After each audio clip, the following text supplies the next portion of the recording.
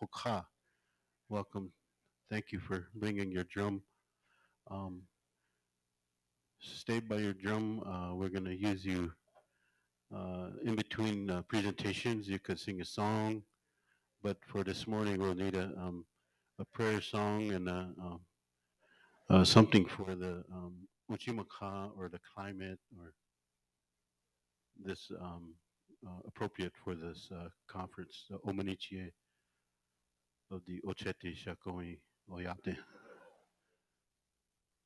There was 68 of you that registered online, so we should have more people arriving here very quickly.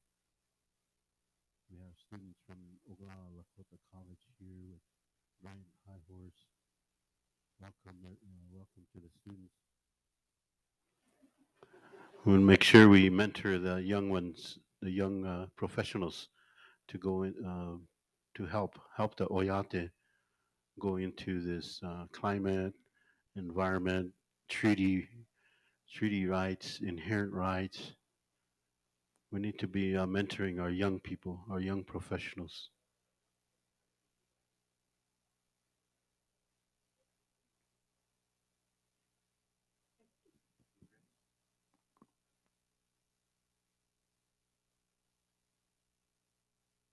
We're going to go ahead and get started. Please stay seated for the prayer. In the tradition, trying to indigenize, returning back to who we are. And a long time ago, they didn't stand up and sit down and kneel and stuff like that. That's the church.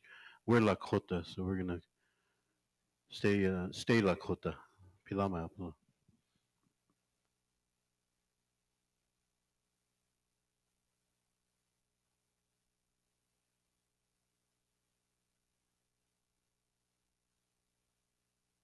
Good morning.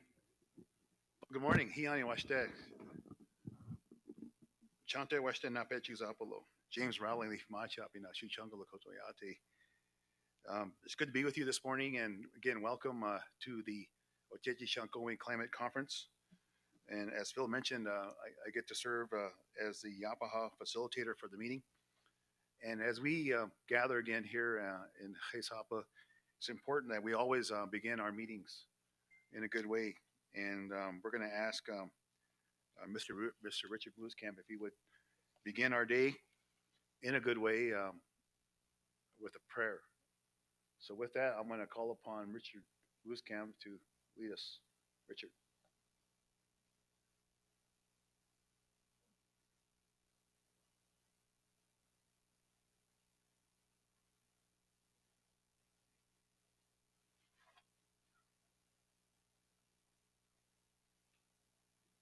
Well, they hear Nick, you ha. Sometimes they won't get check up in a bit choose up. But how I watch chunk yak to those dark. What some you hear that hookers na watch check. Oh, yank, okay, oh, what said Constellations. Don't know better que le. Tony on car hippie come wopil on Kenicha. On the ha. How better que ofta. O ia te ahui tagle na woa wanke o ia kupina. O mani se ki le taha. Tāku o tkai waste iata tiata ki on kagala pikte. O heche. Tuk tekte o io tie ke hapina. Hui toku re ianke sa he na omai chankana. Tāku ka de wastikta ho na I cheuni tiapit. Hun kasla. O heche tu o mi tāko e asa.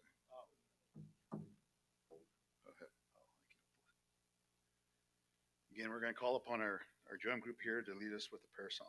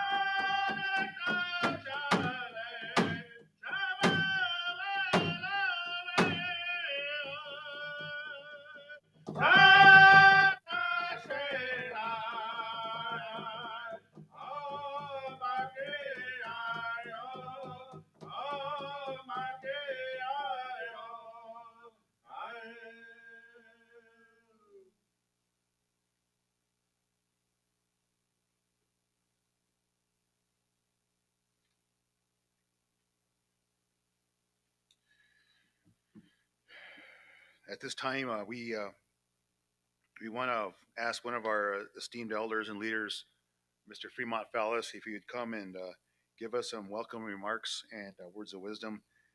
It takes leadership to do this kind of work, and we're always appreciative of our elders and our leaders and our knowledge holders for leading the way, and we never take them for granted. It's important that we recognize them, that we honor them, and we thank them for their many years of service. So with that, I want to ask Fremont if he would welcome us here to the meeting and give us a charge, if you will, for the meeting. Please welcome Fremont Fallis.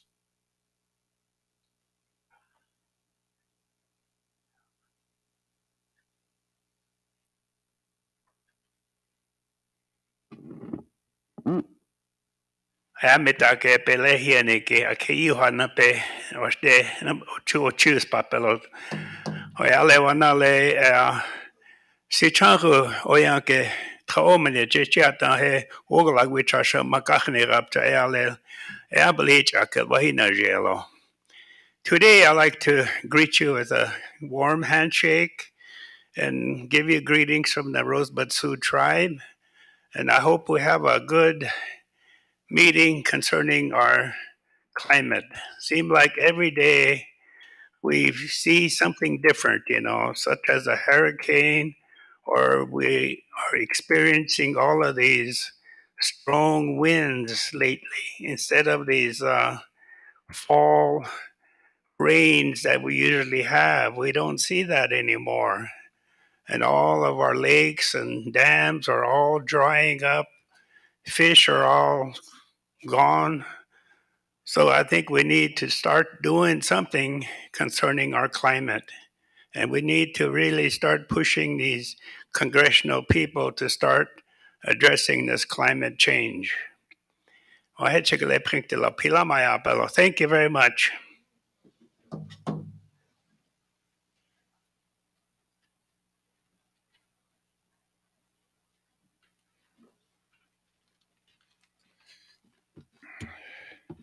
What I did forget, and thank you, Fremont, for those good words.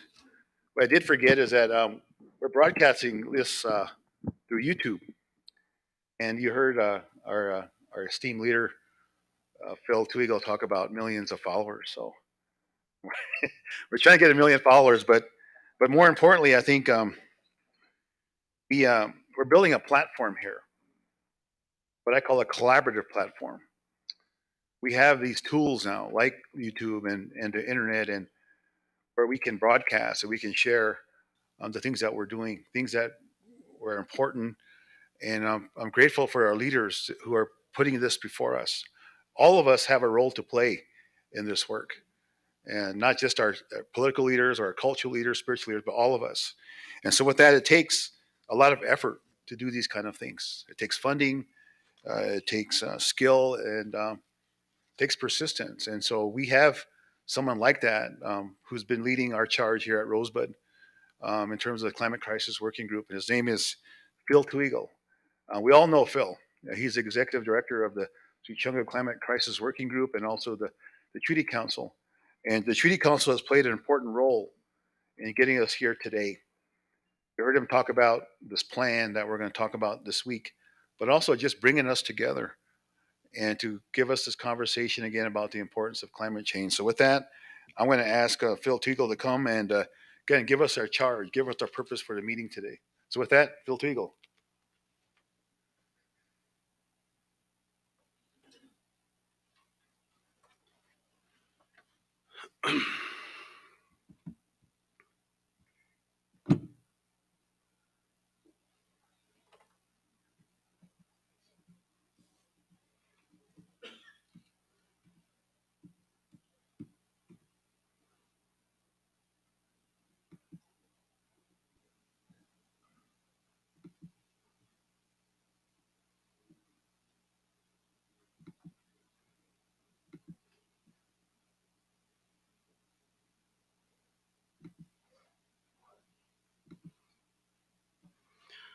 O mitake pi yuha chante washtia na peo choose papelo. La kolo chacha ki tashuka hisha e much up. Washicha feel too eagle e much up. I shake your hands with a good heart today. I want to say thank you for being here today. My Lakota name is Red Horse. I'm from the Sichangu Makoche, Sichangu Oyate, Wambli Nupa, Tioshpaye. Grew up around a small community called Upper Community. Upper Community is um, home to Chief Iron Shell and Hollowhorn Bear and Wambli Nupa and um, Chetan Ohitika and Little Thunder, Chief Little Thunder. They said Chief Little Thunder had a particular place that he used to camp in the south into Nebraska, probably somewhere near where Blue Water Creek happened. So I remember that our people moved around from across the Great Plains. In history, our people were said to be in the East Coast, the Carolinas, Ohio Valley, and then up to the Great Lakes, and then to Canada, to the Rocky Mountains, and then towards the south. In one of the winter counts, it reported a battle between the Lakota and the Comanche. But I don't think anybody, maybe some, realized that our people were moving around because of climate change. And also, the Wahutopa, the Tathanka Oyate, moved around. They seem to know where all the resources where they moved where they needed to be at a certain time. And we also moved around with the star map. Our Lakota have star knowledge, astronomy. In the sky, we have 13 constellations. On the ground, we have 13 constellations. Our elders talk about what is above is also below. So we're tied to this Makoche, the land. We're part of this land. And we're even the same color as the land. And we've been here for millions of years, thousands and millions of years. And when the Washichu first came to our country, we didn't have climate. We didn't have a climate problem. But you have to look into the past to understand where we're at today. Lots of things happen to our people. Lakota Chankuki Otechike, they say. It is hard to be on the Lakota road. It is hard. They did a lot of things to our people. Going, even they said Christopher Columbus discovered this continent. How can you just discover something when people are already living there? And then the actions that started with it didn't start from the Pope when the Pope issued the Papal bulls um, instructing European explorers to come to the New World and to enslave us, to kill us, um, and to take our possessions and to Christianize us. So I noticed that there's a change, and that's going to be part of this conference. Is we already seen that change. We're probably just now beginning in this process of the climate change. Uchima Khalaya, the ground is getting hot. That's why we wanted to put this a conference together. We wanted to do it earlier, but due to COVID, we weren't able to do that. Um, the Sichongu submitted a grant, a proposal to the Bureau of Indian Affairs Tribal Resilience Program, and got a grant for like 140,000 to develop a climate adaptation plan. And we want to share that with you.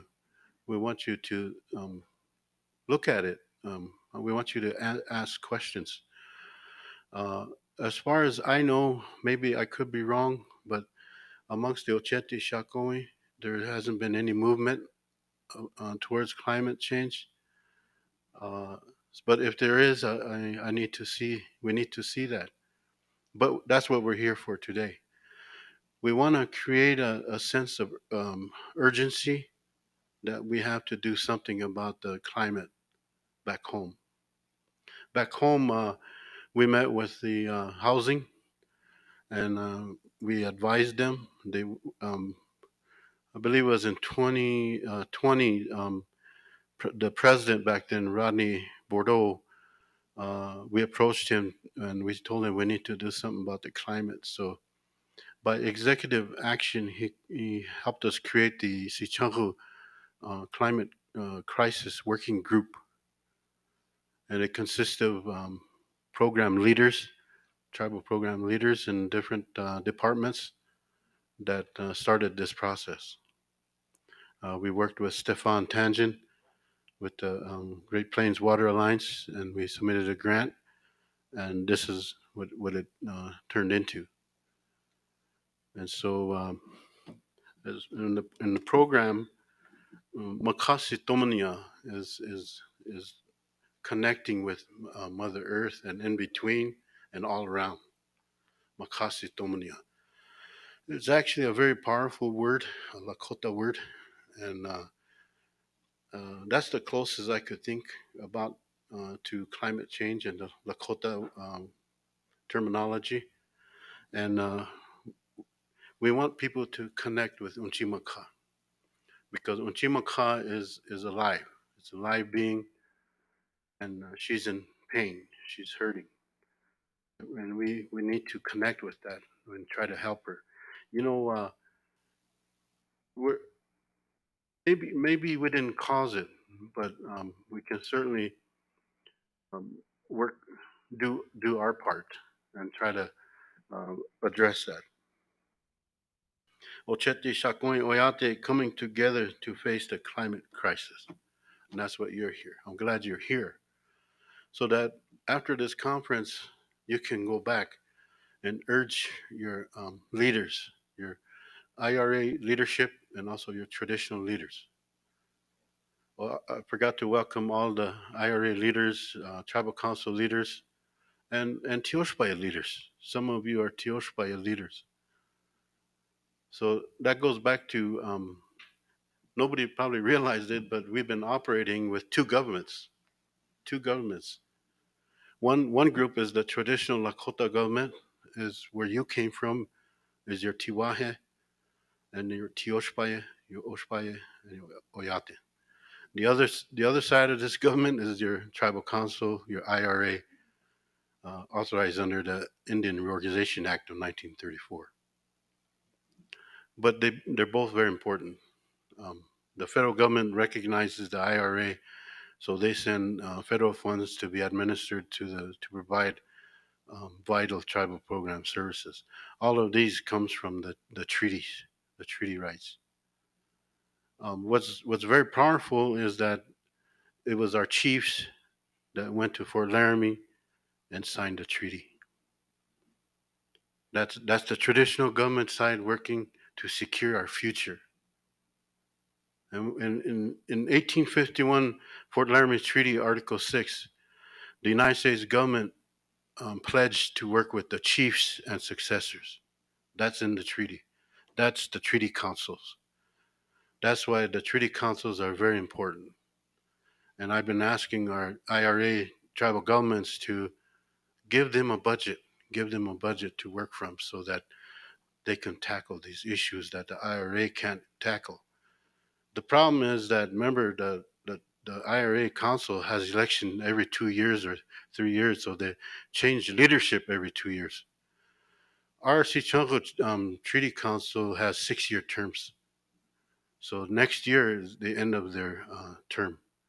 So we're going to have to, but they've been working at this for 6 years, going on 6 years.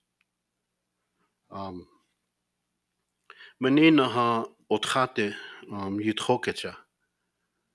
Water and the wind is different, and later on you'll hear from some of our spiritual leaders about their understanding of the climate change. Once again, I want to mention our sponsors, the International Indian Treaty Council. Andrea Carmen is here. Her and I have been working on a lot of things, treaty rights, and she works on an international level too. United Nations, UNDRIP, UN Declaration on the Rights of Indigenous People. That work also needs to happen. You wonder what's treaty councils doing with climate? That's because we're talking about the treaty boundaries of 1851 and 1868. That we're very concerned about our treaty territory.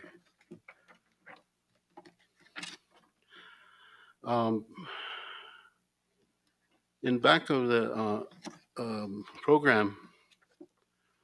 Oh, by the way, I want to thank Amy Lewis from the Wild Foundation. She's the one that designed this for us. It's very a beautiful product. Thank you, Amy. Amy sitting over there in the back. Can you wave? That's Amy. She's with the Wild Foundation. And in the back, you'll see some more resources. Make sure you check those out. If you get the electronic copy of this, all you have to do is point at it and click it, and it'll take you to those sites. We also have a Reddit site that we're going to be uploading all this information that you're hearing over the next 2.5 days. Will be on that site. So I'm going to try to get some help and to create a Oceti Sakowin climate website so that the tribes can work together and help each other and be a resource with each other. And we want to help.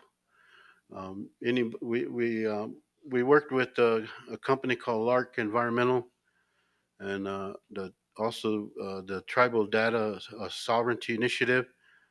Mr. Robin O'Malley is here.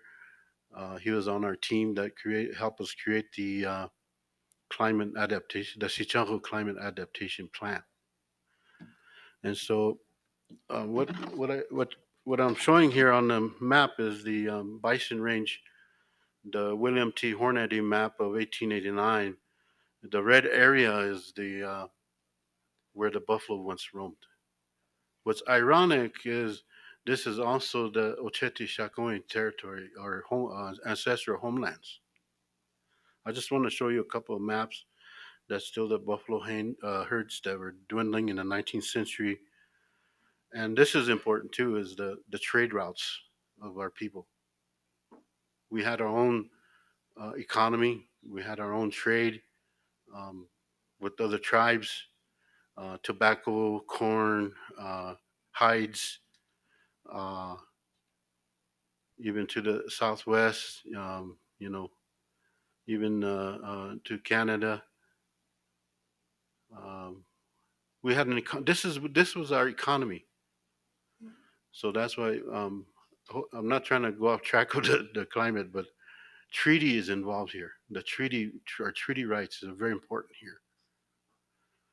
At some point, if you recall, we sent President Biden a letter asking him for a meeting, and we want to start a new relationship with the United States government in the 21st century. We haven't got a response from him yet, but we have been able to meet with the federal departments, agencies. The treasurer of the United States was at Rosebud a few days ago. The Secretary of Interior was in Rosebud to talk about the um, boarding schools. That's also tied to treaty rights. And before treaty rights, it was inherent rights. Inherent rights is just as important as treaty rights, and that's the Lakota language, history, culture, customs, what we have been doing for thousands of years. That's very important. So when we get a chance, we're going to tell President Biden that, look, you destroyed our economy, you destroyed our language, our history, our culture. Our language is very on the verge of disappearing. That's called ethnocide. So you got genocide, ethnocide going on right now. Christianity is still going on.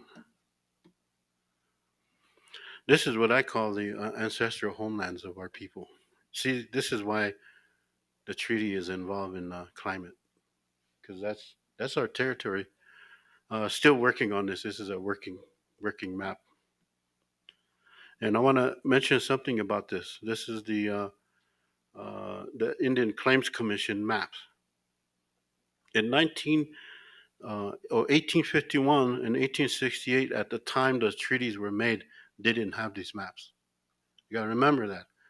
The boundaries of the map here on the 1851 map, you see a straight line going north and south.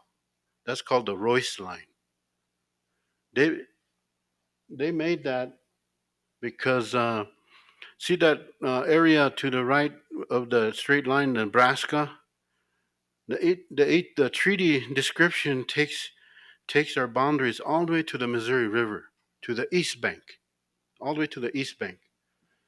So somewhere along the line, we lost that corner of the treaty, and we gave it to the Ponca, I think, the other tribes. There was a little treaty, 18, can't remember the year, but there's a treaty that was signed by a few of our chiefs. But we have to go in and do our own map. This is the federal government's map. We have to do our own. A lot of this work needs to happen, but it's not happening. So I just wanted to mention that. We have to straighten out these maps. They're wrong. And for Oceti Sakowin, this is where they're at today. All over, Northern Plains, Nebraska, all the way to Canada.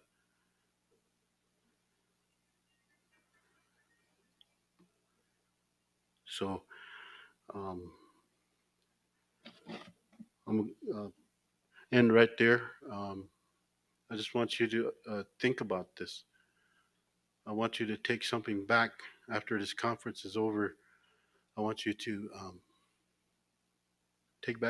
go back with a task after this conference, and let's get the work on the Oceti Sakowin climate adaptation plan, so that we'll bring all of our people together. So over the years, for the last 6 years, we've been having treaty meetings, and there's 3 things that I learned from my elder, Victor Deville, professor and tribal historian and elder. 3 things that keeps our people united. 1 is the Chanupa, and 2 is the language, the Lakota language, and 3 is Wolakota. Those 3 things keep us together. So that's what the work of the Treaty Council is doing, is to bring our people together so that we can start addressing these things. So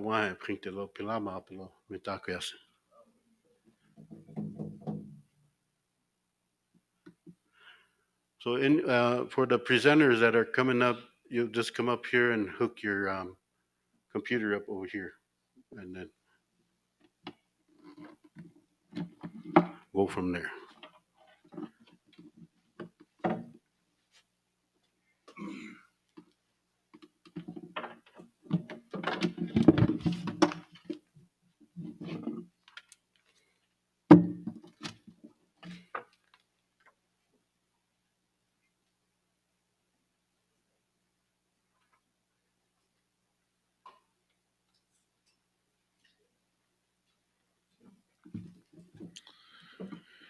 Hope you feel it's a great way to start.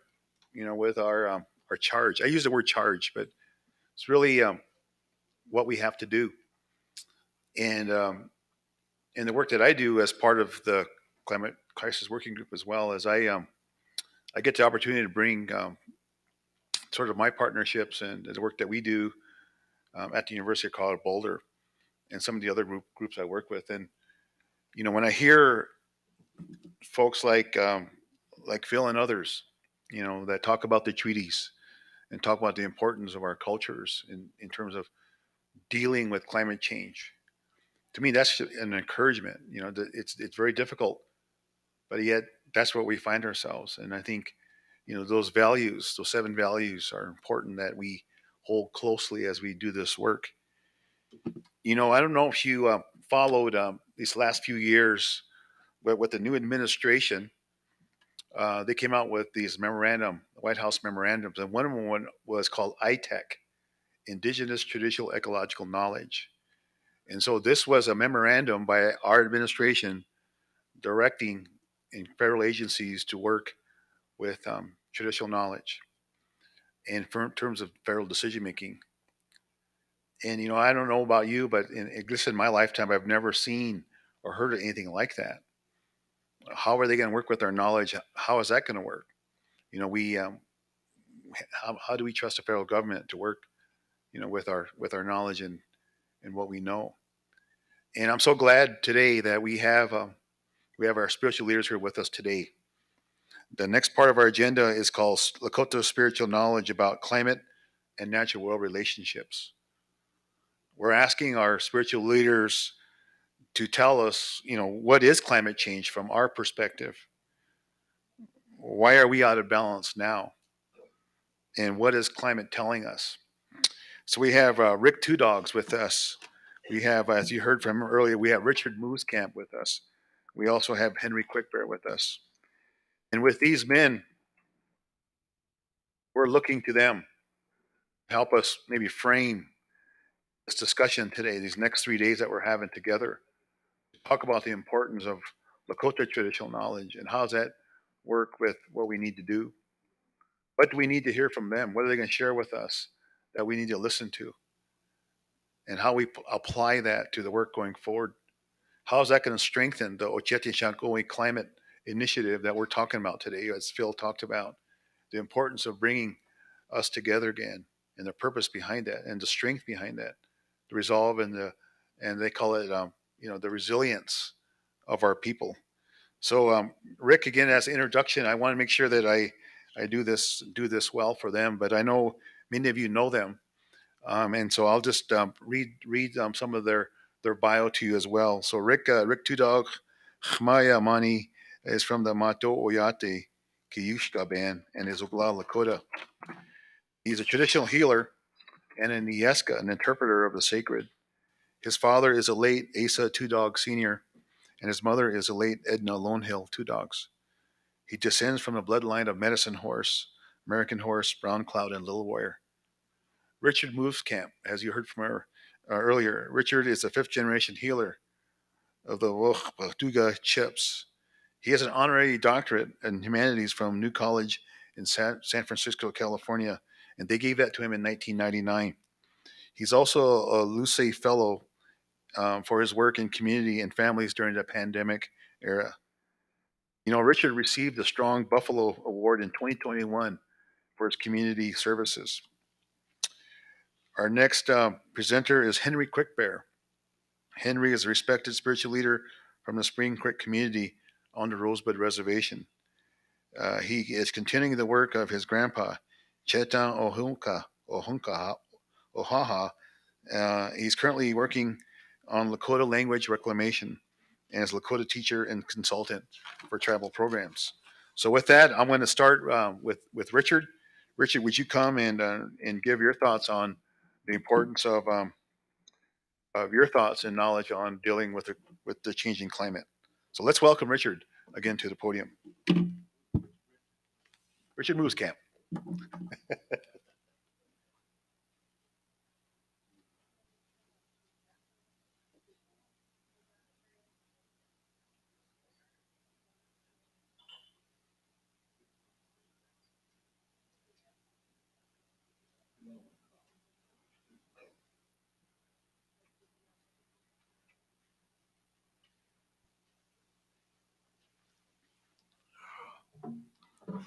Well, they hear Nick, you ha.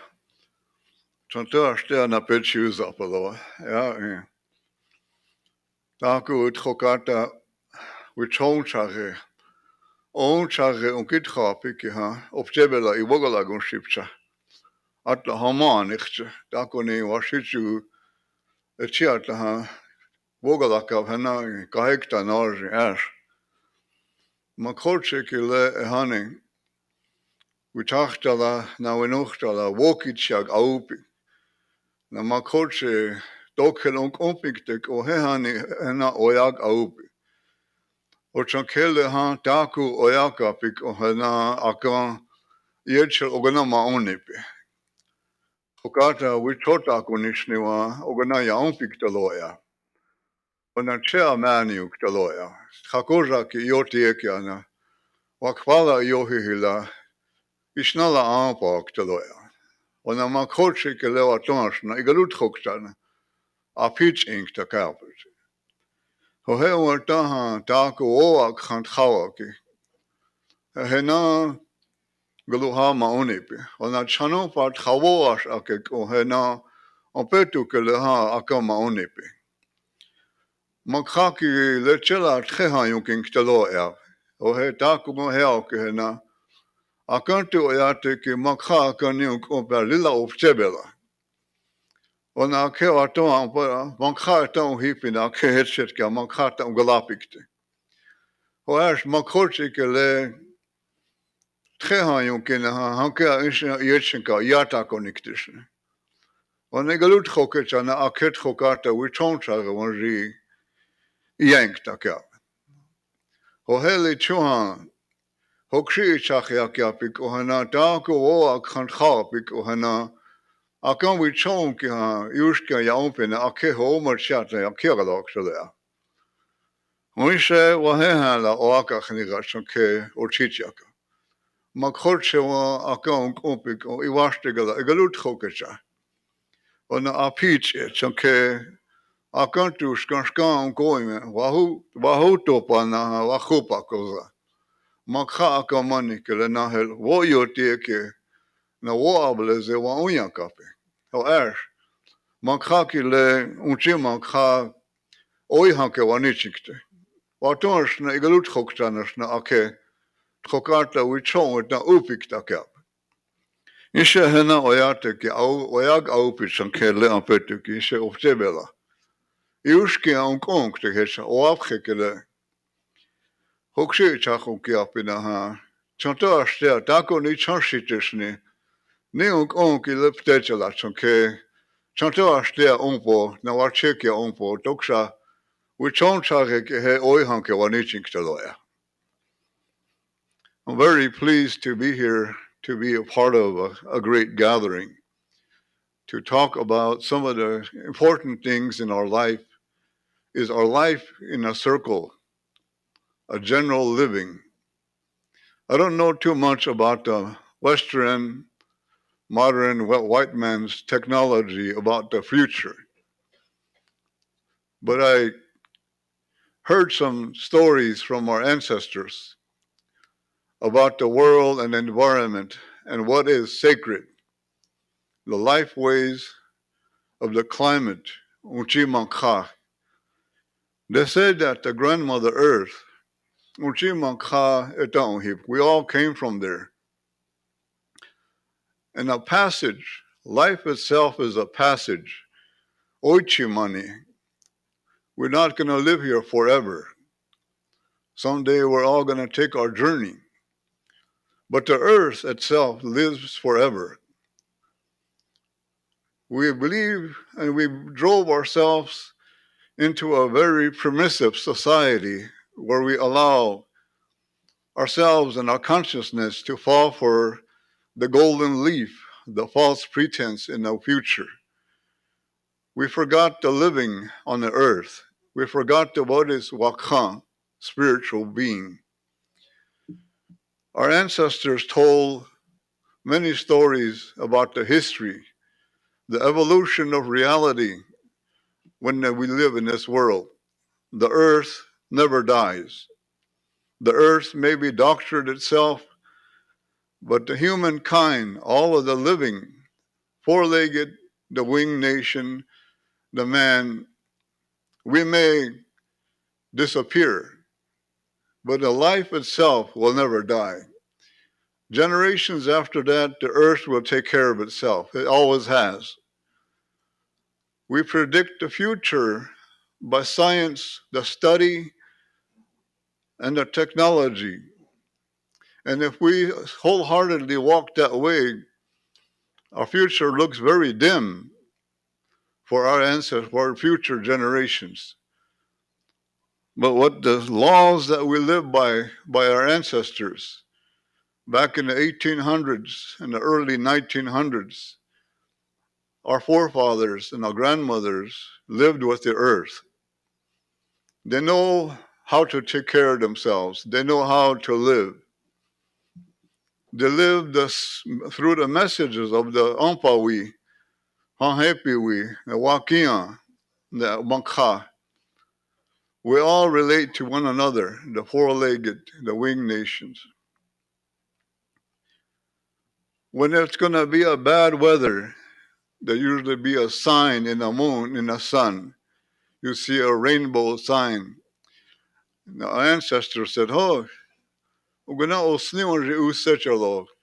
it's going to be cold. The natural, spiritual Lakota almanac lived in our society for many generations. They'd talk with the animals, they'd get messages from the winged people and the water. All living things were related.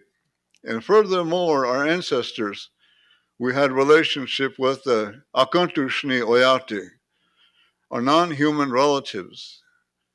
But we all share one thing in common.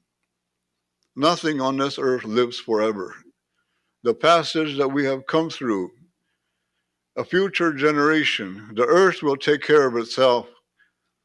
The earth might tell you something very different. All living things might gone away, but it will still be earth. A new generation, a new lifeways will come. Throughout the years, we've seen cycles of changes. There was a time in the history when our relatives got sick from illnesses and they died. Millions have died around 1918. And then again, in recent years, we have experienced another kind of illness that came into our country, changed the lives of this world forever. Our loved ones, millions of people had died within a 3-year period. And it'll go away again.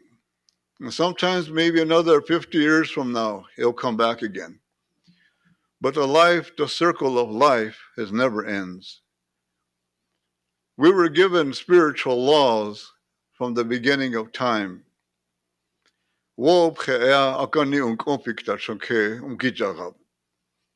Prayer, generosity, wisdom.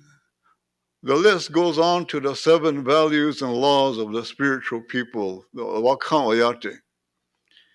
We were told never forget the all indigenous people in this, wherever the geographical area we live on, we were Wakan.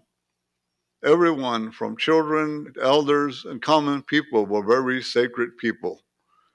We carry a sacred flame that was invested into our souls, and that's called the words that we say. Sometimes we say good words to each other and we find each other comfort and healing. Sometimes we say not so good words and we hurt each other forever.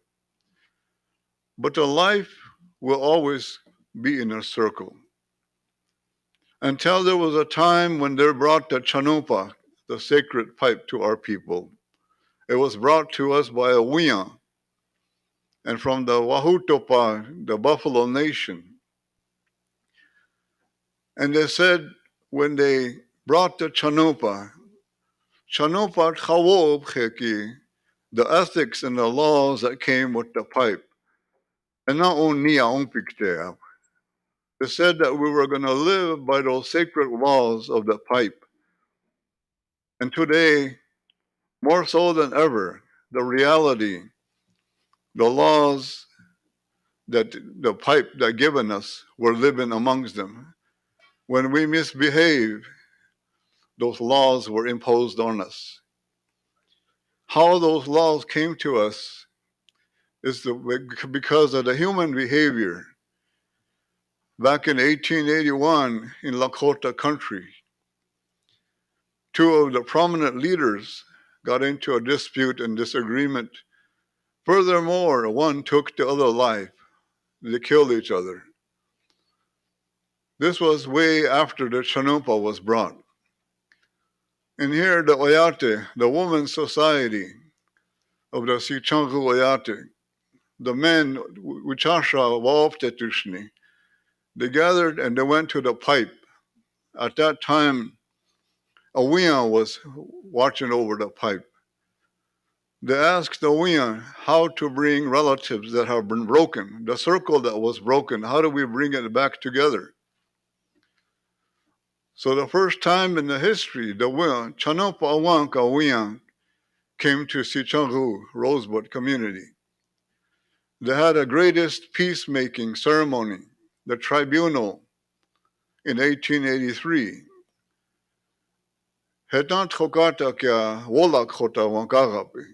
They made peace and restored that broken circle. And today, all of the families that were a part of that became one good relative. They raised healthy children. Their children have become successful people of society.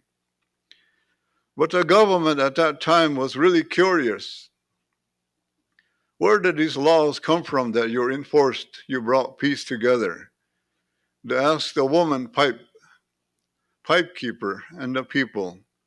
Those laws came from the Chanumpa. So they borrowed them laws and went back to the Congress. In 1885, the Major Crimes Act was passed. Those 7 major crimes was passed, they were taken. They borrowed them from the Chanumpa. And today, the federal law, the Major Crimes Act, all over across the Indian country, is enforced. When our relatives make a mistake, the federal government enforces those laws on behalf of that sacred pipe. So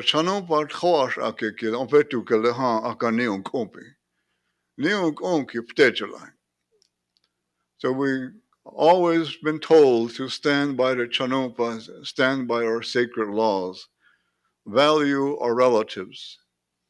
The world will come to a change. We've probably seen some of that, but we'll be long gone before a major change happens. So we gather here, we prepare a way of life. All of us agree that we have a very horrifying experience with our past, our ancestors, whether it's through education or whether it's a social life that we live on. We learn from that. Our people carry that trauma. And in turn, we don't want nothing like that to happen to our children. So we became a permissive society.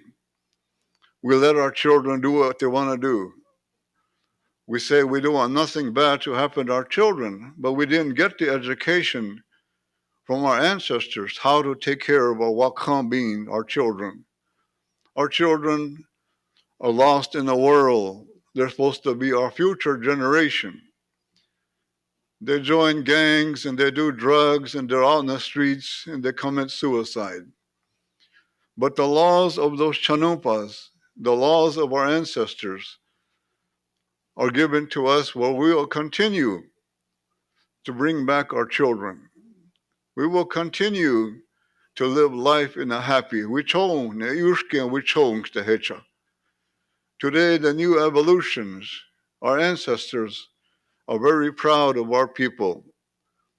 Across the Indian country, 85 to 90% of our indigenous community have reached a higher education, and they're going back to pick up their traditional way of life. We make a path for our ancestors. We may not be there to see them or be with them. We're all going home on a journey. But we know that once we make a path, the 50 years, 100 years from now, our Oyate will still be a part of life.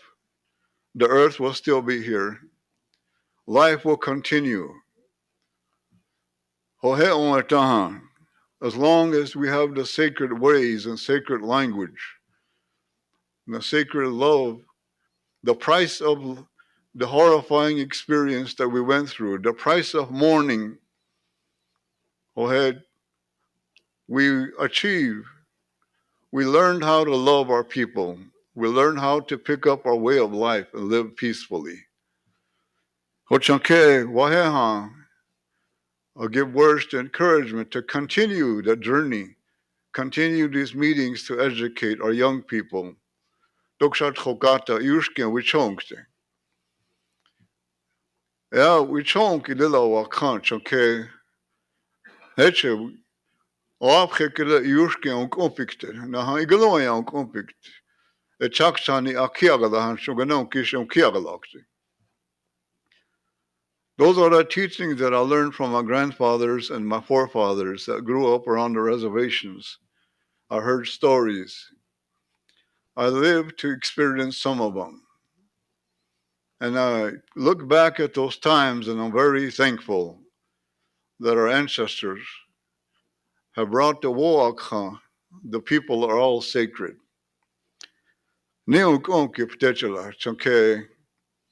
I've been kind of sick there for the past few years. I almost cashed it in. It felt like I was going to go home. But the grace of God and the people's prayer, I'm allowed to be here for a little while. Just enough to see the grandchildren take care of themselves. And I'm not anxious to go over there because all my brother-in-laws are over there already. Or he'll probably make fun of me. They'll probably say, look, his wings are too big or something like that. Or I'm very happy to see all of you, relatives.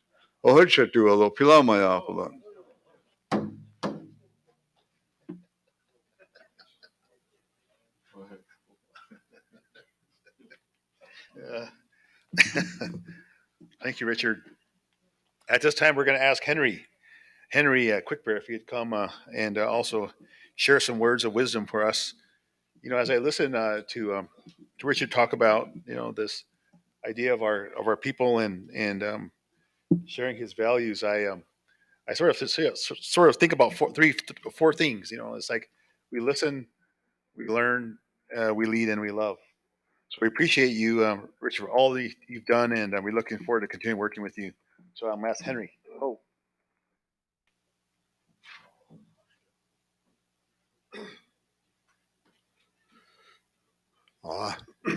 Mitakipi, Henry Quickbear Senior, Machapelo. Lakota ki Mukuki, Katunka Ska Hokshila, Hani, Lawampituma, Charge him and Kupelo. Let Taku and Wogla Cocktaskelo, Chale, Petuki, Lila Taku Ota, Nakunkte. Hani, Lakoto Yatik Ilena. Lechum se Soyabshni Ash, Wana Yuha Kinajib. Wanichu Khanka Ota Opta Unkiab. Nahakchi Neokum. Chamija Khankashilawa na Uchiwa. Ichakma ki ekta Lila Lena Taka Ota Woglakap. Na Ija Hena Opetu Wanji Makhakia Kale Otechike Ohinaji the lower outside Hani. Chawashichukta climate Heche Woglakap. Na Wexiekta Inipi Mahel Nish Lowampi Mahel. Khankashia Mikhaki Chato Khanko. Onish na Taka Ota Woglakesa.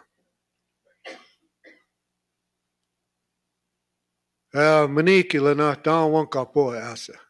Maniki Lena Wichoni hecha. Na ke taku woglaka he zezeche sapa wa. O Maka waji opta hukte tuchchi. Hoash oyate ki. Ftela najina. Wash age najiki. Opta hukteshni. Hechum se woglake hani. Hecha hena wexia. Chaleon petuki taku woglakakte. Hui kasani hiaichaya hena opta hena. Taku lena wichoni kile yohan komanioki. Watohashna lilo techike. Hoash le taku kubki le chanupa wan kub. Na wachekia kileno kubelo. Na iluk chamhanta wamachashkan kilena ija. Taku ota soya. Wahu topa kilena. Kiyan kilena. Toha Chaka taku taktokaki holena wamachashka kilena yuha taku ichum chi hena soyapalo. Chon lacho takilena mitaku uyase hechumse ukomani. Taku ota usoyam. Hoash le taku wa uki lena leon petuki wagla kaktacha. Wopila washte hecha.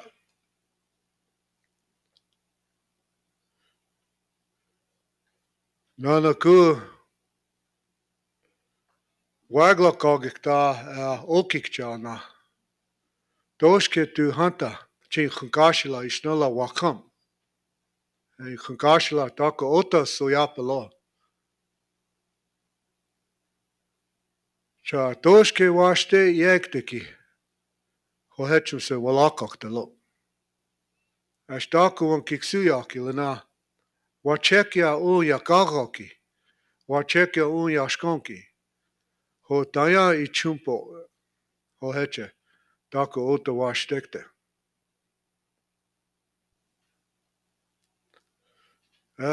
Kitola washichia iblamiktecha. Waglakincha heche. Letuma huch yakachni gakte.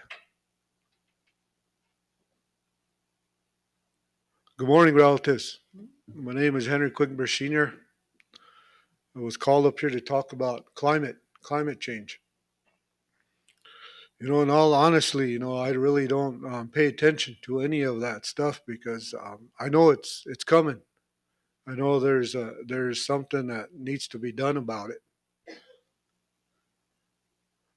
I talked and I spoke about how when I was being raised by grandparents, how I sat in the sweat lodge or in a ceremony, listening to my grandpa talk about these, listening to him tell us, the people, that someday we're going to come to a situation.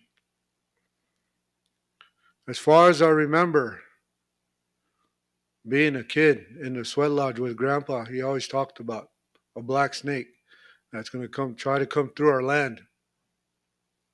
But if the people stand together and stand strong, we can. It won't come through. I remember he used to talk about that. And he also talked about the water a lot, to take care of the water. Water is our life.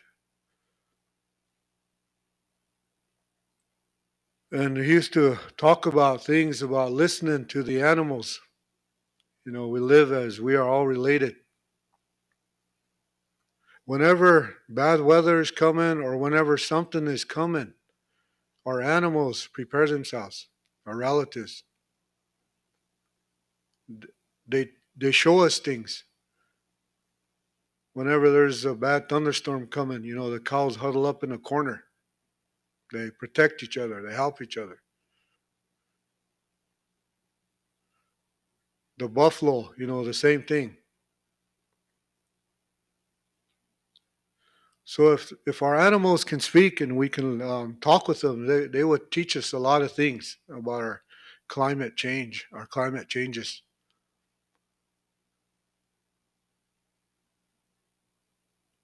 And also, you know, we tend to worry a lot about things, you know, which is a good thing. And I'm really glad that these meetings are happening because, you know, it shows that as Lakota people, we really do care about Unchimaka. You know, we have the pipe, we have our prayers. And whenever something comes upon this earth, whenever a sickness is created or a sickness is upon us, you know, Uchimacha prepares itself. And it gives us plants as medicines. They show us where it's growing. They show us where to get it. They tell us what it's about. So every sickness that we face as Lakota people, you know, Uchimacha took care of us by giving us those plants.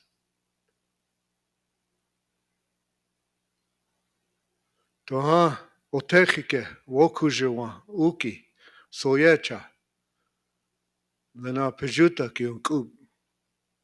You know, Uchimacha, you know, knows a lot of things.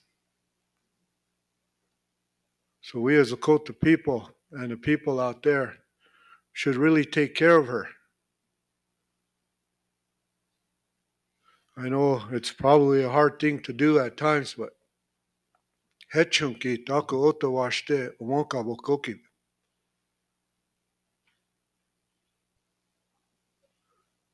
When it comes to climate change, when it comes to a lot of these other obstacles that we face walking this earth, you know, it's really tough. But once we put our minds together and we talk about things and work it out in a good way, I know a lot of things will come out of it, good things.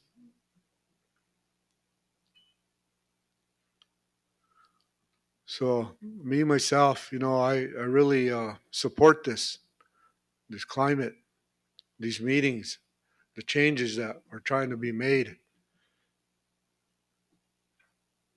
And when you do things with the Chinupa, when you do things with prayer, we have to do it that way. Because once we go off course of that, we won't see anything good come out of it.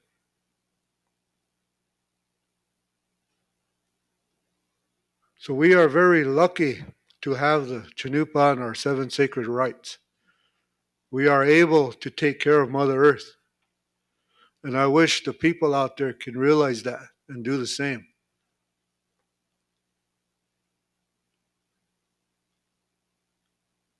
You know, growing up, hear a lot of stories. And being that young, you know, thinking, oh, we'll never come to that. Oh, we will never get to that. But listen to your elders when they speak about a situation coming up or anything. Listen to them. You're going to learn something and you will see it.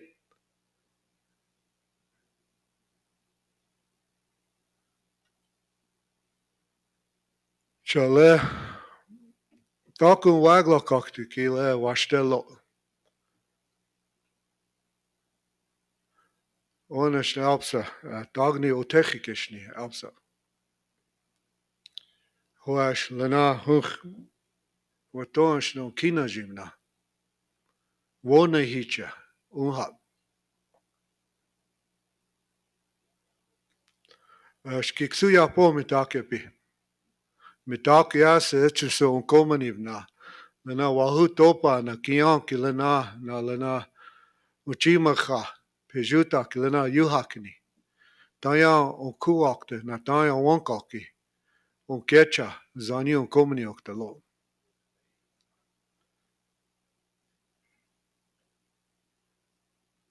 Chaya hena otebla wagla kinkte. Chi nahakchi matecha cha. Tako ota na hakšivo blakinte. Hoaš hena echa I chachmaevcha hena echa solat. Tue cash we choye yuha. We choye wanji yuha. Na le we choni ki yuha manike he we choye micha.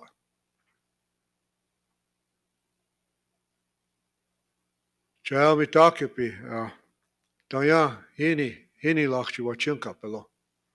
Na yuha chante washte na pe chispa pelo.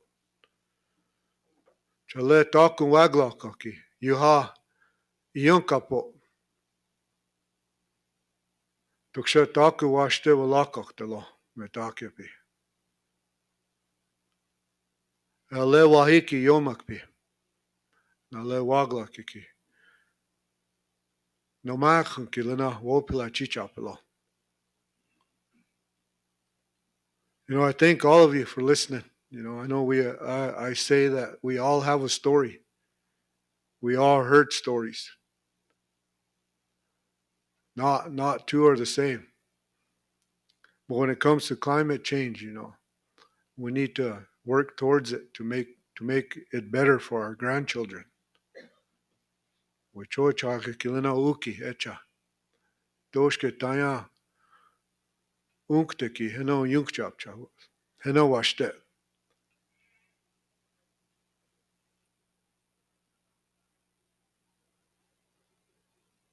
Chale wana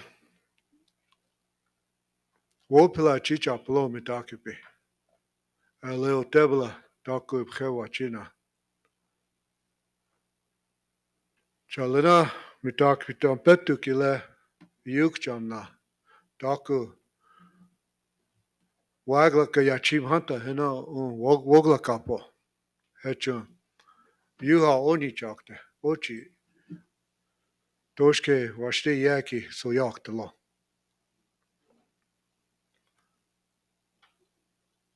Chaplame aplo mitakepi ampetu washte yuhapo o hechitulo.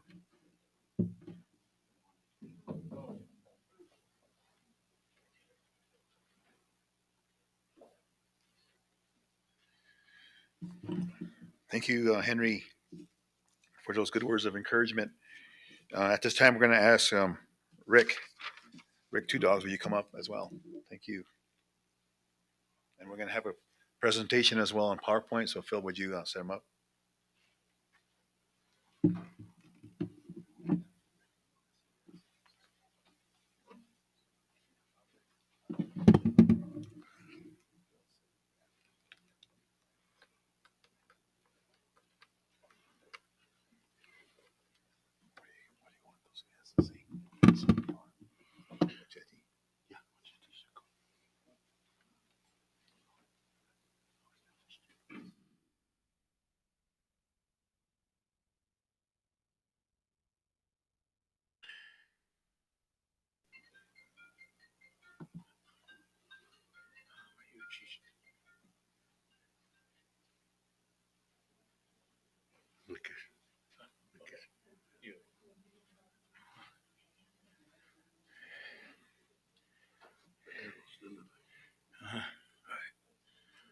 Oh, yani watched me donkey.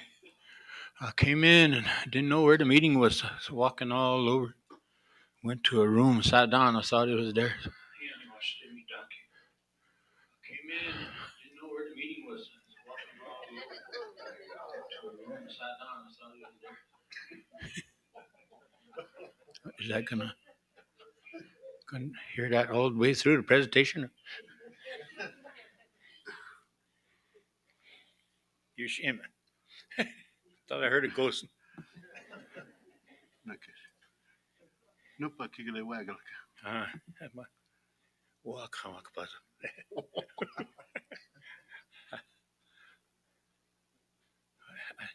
I showed my power there. Hey. I went in the wrong room over there. There's some people there. They said, "What are you here for?" I said, "I'm talking about climate change in here." He said, "We don't care about that. We're having a different meeting here, so you better get out of here." Okay, well, he know. Came out again.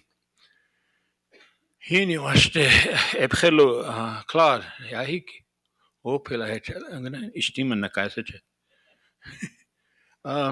So I put a PowerPoint together kind of to like I don't know about anybody else, but I'm a visual type of person. So when somebody talks about something, I have to see it for it to make some kind of sense to me. So this is just a short PowerPoint that I put together. But in Lakota, it says on top, "Ampetu trokecha." The old people long ago said, "In the future, Ampetu trokechak delo api." The days will be different. So there's two, I think, types of climate change. There's climate change that is natural, and then there's climate change that is caused by us humans here. And I think as humans, we put a lot of self importance on ourselves. We think that this earth, this planet cannot survive without us, but it can, and in fact, it'll be better off without us because there's no other species on this planet that pollutes the earth like we do and does the damage that we do to it. So when the first Europeans came here, they should have asked us here, how did you do it that you lived here for thousands of years and didn't change anything? How did you live with the earth so you was able to do that? But the first pollution of our people seen was these wagon trains coming through our land to California and Oregon and that way. These people left a lot of things along the Oregon Trail. They abandoned wagons and dead horses and oxen. They polluted the land, and the buffalo saw that and didn't want to be in that area. So they moved to the north and they moved to the south and didn't come into that area. So another thing that split the bison herds in two was the Pacific Railroad, the one that was running coast to coast. So those buffalo refused to cross um, that railroad. So some stayed south, some stayed north, and that split the herds in two. And the first herds to be decimated was the ones that were south of that railroad in Texas, in that area. Oklahoma, coming up through Kansas, and Nebraska, through there. And then the other herds that stayed up here was still a lot, but yet they were wiped out in a short period of time. About 50 years. It took about 50 years to kill 60 million buffalo, where it came down to at the end there was only 500 head left. So that's the first pollution, and pollution has a lot to do with climate change. What is in the ozone layer, and the depletion of the ozone layer, and a large part of that is caused by all the cows, the billions of cows on this earth. So when these cows excrete waste, it causes a gas to go up into the uh, ozone layer and depletes it. So that's like our buffer. So they're depleting the ozone layer, and that's why part of the reason why the earth is getting hotter and the climate is changing in that way. So this is what the old people talked about in Ampetu Trokecha. So this is just a short intro to who I am. My name is Khmoya Money. My Washichu name is Rick Two Dogs. I'm a husband, father, brother, uncle, grandfather. I'm the son of Asa Two Dogs Sr. and the late Edna Lonehill, and the late Asa Two Dogs, and the late Edna Lonehill Two Dogs. I'm a grandson of Two Dogs, American Horse, Little Warrior, Lone Hill, Crow, Good Voice, Brown Cloud, and Medicine Horse. And this is my grandfather's picture here, Thomas American Horse, and then that's his picture on the on this here is him on the right. So it'll be on your right. And the other was his cousin. His name was Howard Bad Bear. And he lived to be Howard Red Bear. His name was. He lived to be like 107 years old. My grandpa lived to be 97. So the other picture you saw was my grandfather when he was young, and he traveled with Buffalo Bill and a Wild West show. And this is my grandpa when how I knew him when he lived with us. Had some little tiny braids, and there's a story about him how when he was young he was killed by lightning, and he went to the spirit world, and they showed him medicine and an altar. So he came back and became a medicine man. So he lived to be 97, and he saw a span of a lot of history in our people, among our people. So he was 10 years old at the Battle of Little Bighorn, and he lived long enough to see John Glenn go into space. So him and I watched it on TV, and he said, Takoza, he said, we trash ahead to Kadilian guys. He said, grandson, where is that man sitting? So I showed him the tip of the space capsule. He said, Doctor, he said, what are they trying to do? He said, they're trying to go heavy. They want to get to the moon. He closed his eyes and he shook his head. He said, they're going to junk that place up next.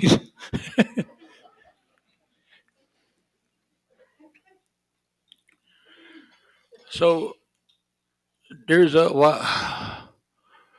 prophecies among our people, and there's 7 of them according to the creation story, and it's up to us to figure out which one is natural and which one is caused by man.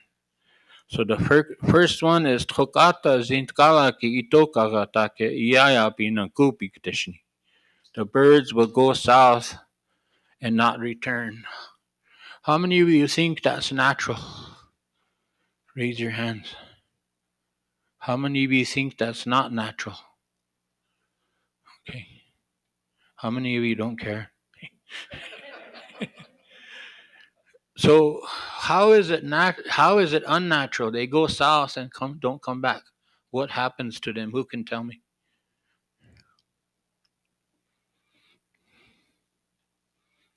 Come on, climate experts.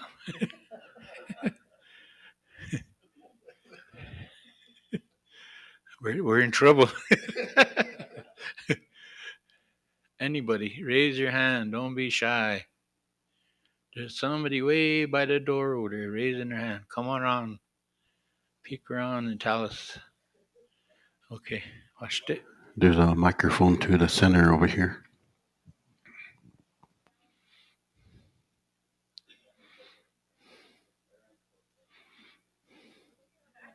Right by the column, those columns.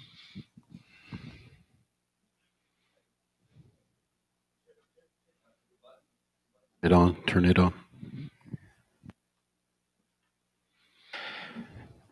Well, in my opinion, the reason why the birds, well, not every season, but whenever they go south and don't come back, one of the reasons I think is because of man-made objects or things that were constructed by man, such as wind farms, skyscrapers, those like that, things with mirrored glass, just structures that are built by man, and also airplanes, other things like that. And it goes as far as climate change into wetlands being destroyed. Migratory patterns being disrupted by climate change. Some of the natural habitats, because most of these birds that migrate like that, they migrate by a generation, which basically means that it's the same birds, the same, like we have teosh bays, the same birds flying in these migratory patterns. And whenever that gets disrupted, and maybe the older ones aren't teaching the young ones where they go, and stuff like that. It could be all kinds of things, but I think just the presence of humans, I think in general, is disrupting that pattern, and that's one of the reasons why. So that's my opinion on that. Could you identify yourself? I'm Lance Story, and I'm the I work for the land office. I do exchanges, rights of way, things like that.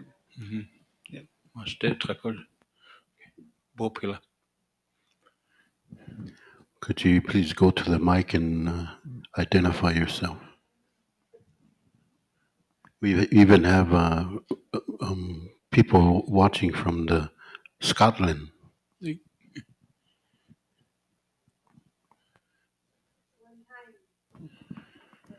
Turn it on. Turn it on.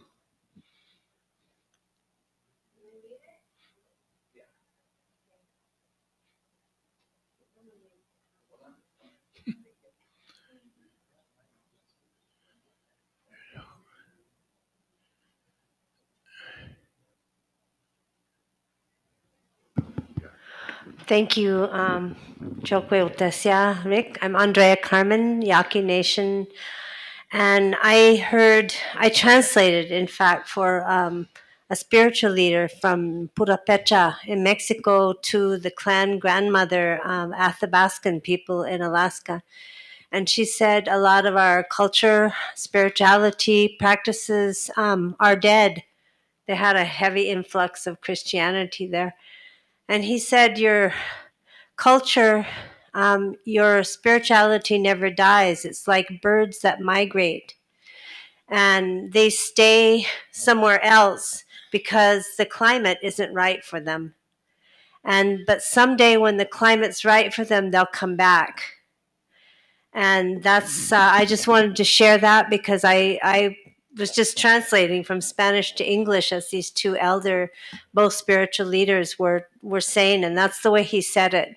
So maybe that's what this prophecy says too, that they won't come back now because the climate's not right, but someday they will come back and bring back those spiritual ways and those teachings that they've been keeping for us. I just wanted to share that because it reminded me of that. Thank you. Wopila. Thank you to Takoja talk to. He made sense. So there's hope for us. So the next prophecy is Ampeviki Kasanicha Eyayaki Iglotrokta Ktelo. When the sun sets, it will change itself. So they couldn't figure that one out for years, and then they took some old men to United Nations in New York, and here they watched the sun right before it set, it changed color. So if you study the science of it, is the pollution changes the color of the sun as it sets on the horizon. How many of you have heard that? Okay. That's good. More and more. Another one is Trokata Wanietu Wanichingtelo. In the future, there will be no winter. Are we getting close to that? Like the winters are becoming very mild. Last year, I think it was like below zero for about 5 days, and that was it. We hardly got any snow. So it's showing itself now. And why do you think that is? What is happening?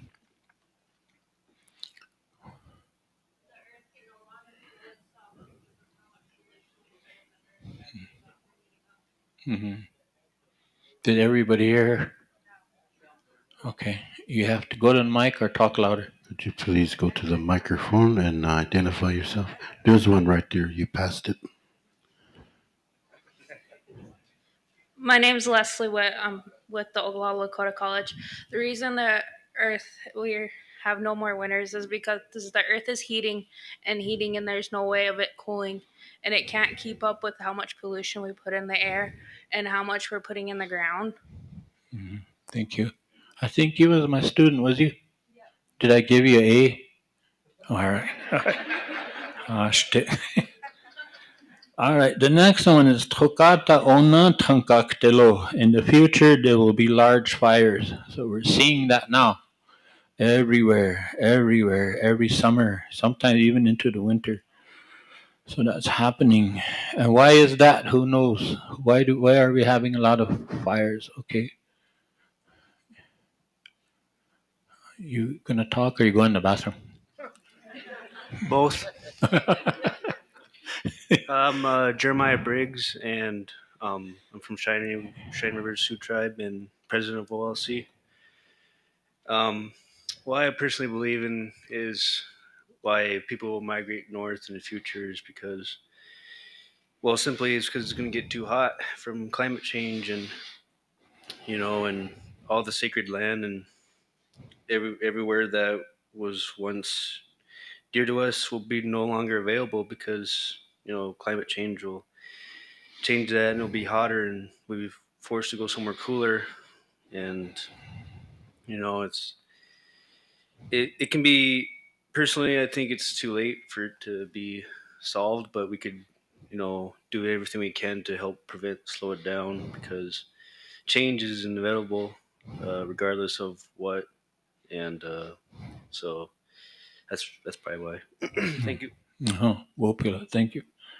Kind of touched on the next one there, Toshka, is Oyate ki Wazia takia iglaka piktelo. In the future, the people will migrate north, according to the prophecies.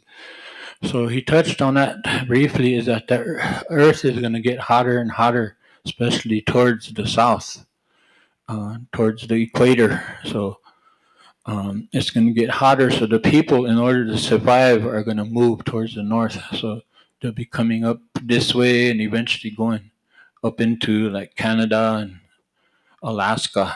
So it's already happening now, because I talked to a lot of people even in this town, and they said they moved from Texas and Oklahoma, California, because the weather is better here. They said, and they like it in this area. So I said, "Did you know that you're moving to my stolen land?" I said, they really looked at me. So these are some of the prophecies of the creation stories. Otroka haya wichoyake, they say, the creation stories. So the creation stories, according to my grandpa, is in 7 parts, and the 7th one is the one that has these prophecies in them. One of the prophecies that's in there is, I didn't write it here, but these are just have to do with climate change. But one of the prophecies is that what is right will become wrong, and what is wrong will become right. So do we see that in our society today? Yes, we see it. So that's one of the prophecies. So according to our star knowledge and how my Misunkala talked about it briefly, is our connection to the earth, and how we looked at everything, and everything that was above us was sacred, and so below also was sacred. So what they're talking about here is the constellations that correlate with a sacred site on earth. So when the sun moves through a certain constellation, then there's a sacred site down on earth that we go to, and we perform our ceremonies. So this is what this is talking about. So Washitus call this a vortex, but this symbol is within the teepee, Tiiksha. So the bottom is where we dwell, and the poles are represent as above. Also, if a sweat lodge is constructed properly, you see the same symbol on top of the inipi in the center.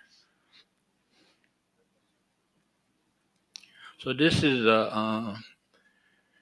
a satellite view of the Black Hills, and I think it was taken from 10 miles up.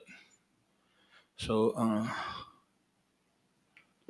Chantewa Makhognake is what the people said about the Black Hills, and they also called it Witapaha. So the word Chante is in there, and if you look at this picture, it looks like a human heart. So that's what they're talking about. But not only that, it's the heart of our spirituality and all of the sacred sites within this area. And you can see the red racetrack around the perimeter of it. So also in the sky, there's a constellation of stars called Changaleshka, the circle. So this is what this represents on Earth. So you see, some people say it looks like a buffalo head also. And right where that open spot is, the bare spot is, where Preshla is. So it's kind of like the eye of the buffalo. So if you've ever been to Preshla, that's where you would see this opening in there. So this is a graph showing the path of the sun. On Bewi Trachanku, so the highest point is the summer solstice.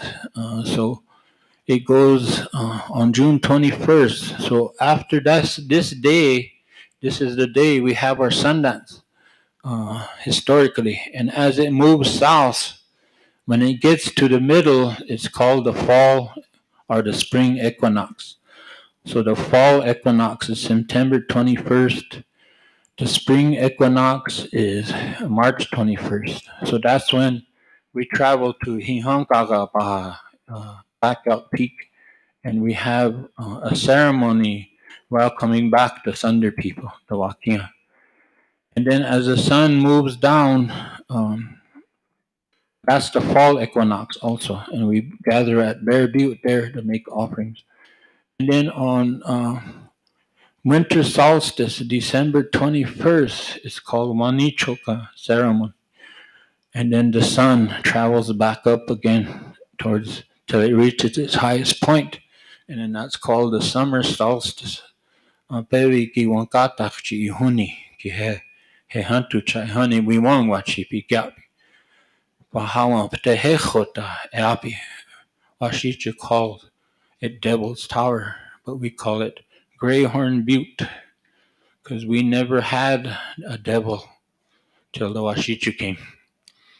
Then there was devils after that. So we had just Iktomi who taught us lessons. So this is how the sun, so the direction and path of the sun has an impact on a lot of things. One is the plants, how the plants grow. So whenever the sun is in a certain area of this, that's when certain plants grow. Not all plants grow all summer. Some grow in the spring, some grow in the summer, some grow in the fall, some are ready in the fall. So the sun has a lot to do with how these plants grow in the direction. So that's why there's just a certain window of time, even with something like Timsila, the wild turnip. It only grows in a 2-week period. After that, when you go to dig them, they're no good. Those old people say, "Hey, slow, lad." These turnips get soft. You can't use them. So the sun has a lot to do with that, the direction of how it comes. There's a medicine that only grows about first part of July. They say huki kajun. Hu is the top of the plant. So kajun it dries up and breaks off. So you can't find that root under the ground again. So that's really important. But the heat of the sun and how the earth is getting warmer, how many of you think that's going to affect the growth of these plants? Exactly. Takoza in the yellow shirt, how will that affect the growth of the plants? I know you're very intelligent. This grandson-in-law is going to be a doctor someday. He's studying to be a doctor. I'm Victor from Crow Creek Sioux Tribe in the Yaqui Nation. I think it's going to affect the growth of the plants because of number one, the impact it has on like our the lack of it highlights the need for drought resistant seeds because droughts are going to become more and more common. And also I think it's going to impact the soil and the richness of the soil. We're seeing a lot of soil degradation as well. So those are the two things I would think of. Thank you. And I know you had to answer. Very intelligent young man. So one of the things that our family does is we raise buffalo. And if you raise cows, if you watch them, they eat all the grass, roots and all. They leave almost makabalu, dirt. If you watch buffalo, they graze where they break the grass off. They wrap their tongue around it and break it off. So some of the grass stays there. They don't pull the roots up. They eat certain plants that grow there also that cows won't eat, and these plants are medicine. So when these buffalo eat these plants, then it goes into their flesh. So their flesh becomes medicine because it has all those nutrients and whatever that they eat out of these plants. If you watch where they live or dwell, the buffalo, the grass comes up, it becomes real green, and then a lot of animals return, and a lot of birds return to that area. For some reason, these birds and these animals and these plants don't want to be around where the cows are. They don't want nothing to do with the cows. So if you want to replenish the land, you'll have to get rid of the cows and just grow buffalo in these areas. And the ozone layer will repair itself, and the earth will repair itself with these buffalo. So, but you tell that to ranchers or any reservation, get rid of your cows and let's just grow buffalo. You're going to be met with a lot of opposition. We fight with all the ranchers around us, and they don't like these buffalo in there, but they can't really do anything because we have the lease and we pay for it. So that's one of the things I'd like to see in the future. And I know it's going to be a hard fight because these ranchers are not going to give up their leases, and all of you in here like to eat steak too. You like to go to they like to go to Longhorn, these steak places. That's where Toshka came from just now. He ate a steak for breakfast. So if there's no any questions, then I'll close there for the day. I think I talked longer than I was supposed to. And the reason I talk last is I'm the youngest of these other two guys. I'm just now 30 years old. That's it. I guess I don't see no questions. So that's it.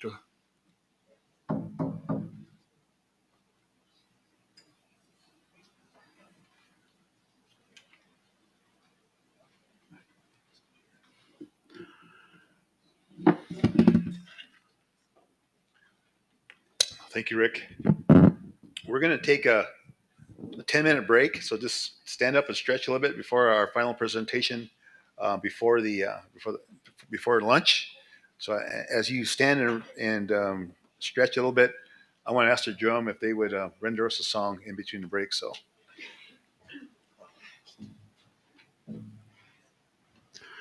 Before they sing, I had some acknowledgments. Additional live stream channels, production, and training available at Lakota People's Law Project, Thunder Valley CDC, and Earthstream Media. So I wanted to let you know that you're being watched from the United Kingdom, Scotland Kingdom, Wisconsin. A lot of comments coming from all over the country. So behave yourself. Just kidding.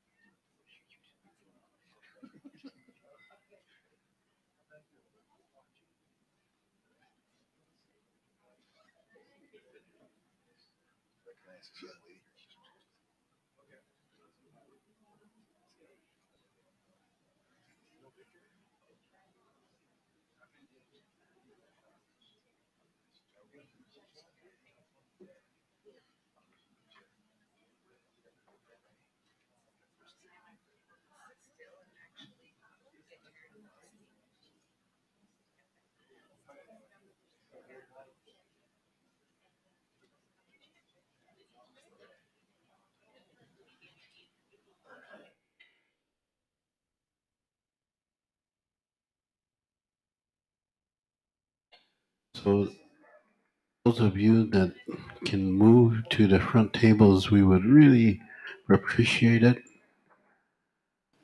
If those of you that are really stew and you're sitting back there, come to the front, and that will really help us.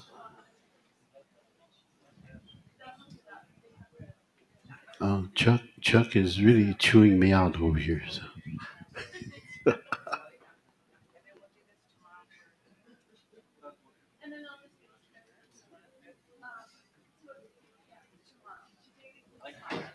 I'll just mention again, anybody that can move to the front of the room, we're live streaming, and we're live streaming with some empty tables that don't need to be empty. If you can move to the front of the room, we'd really appreciate it.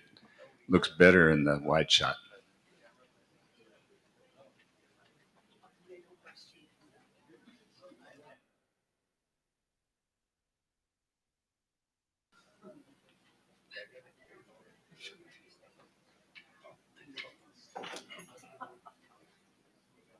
Are you going to move closer? I mean,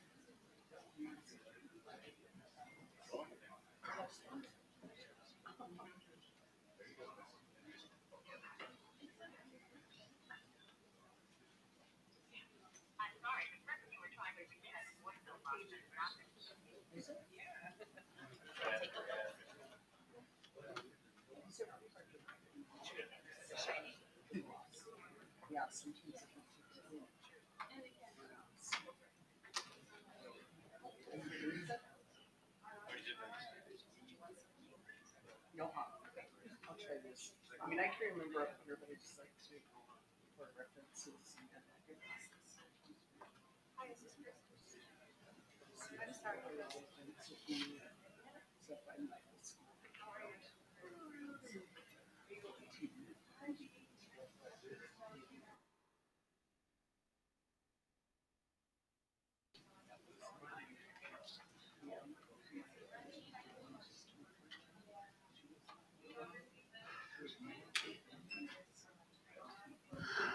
Wopila Tanka to Wakion Luta Koka. They're out of Kyle, South Dakota. Beautiful music. Oceti Sakowin Oloa. I want to thank the 5th Member's Office of the Oglala Sioux Tribe, Justin Puyer, for sponsoring the drum group for us. Anytime that the treaty people put on a meeting or anything like that, we always make sure we have a drum group. At times, it makes you want to dance, so that's good.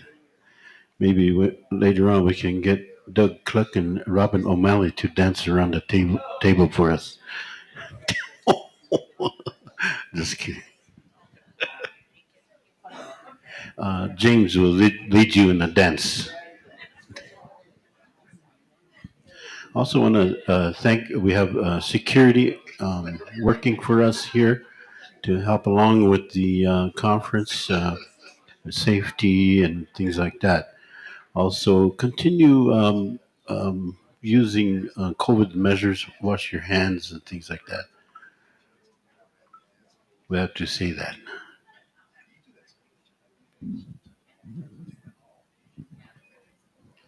So we'll be breaking for lunch at noon and go back into session at 1.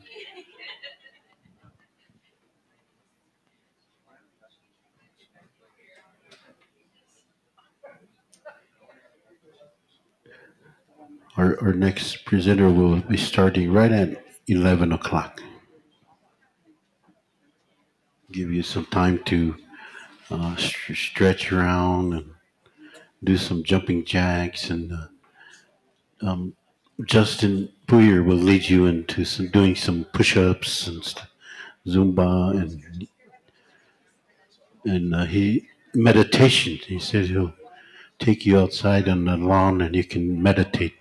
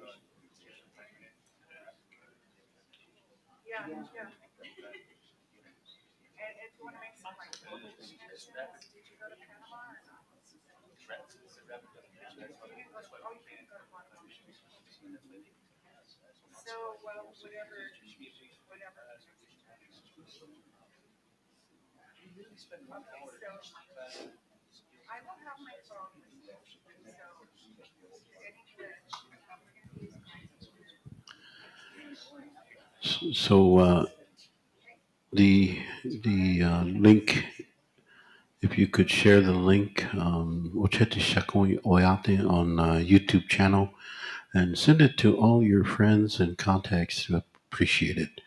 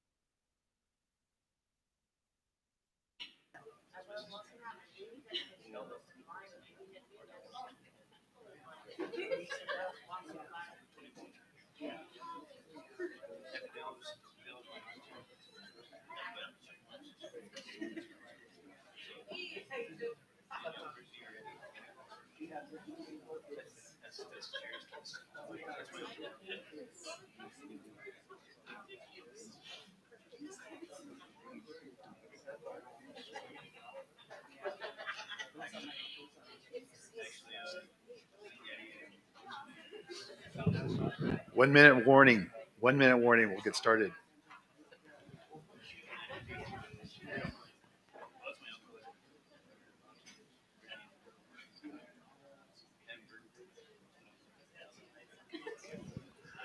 Security, let them know we're going back into session.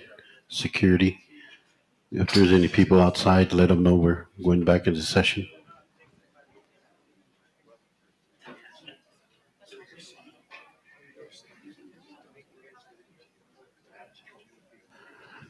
Security, bring everybody back in here.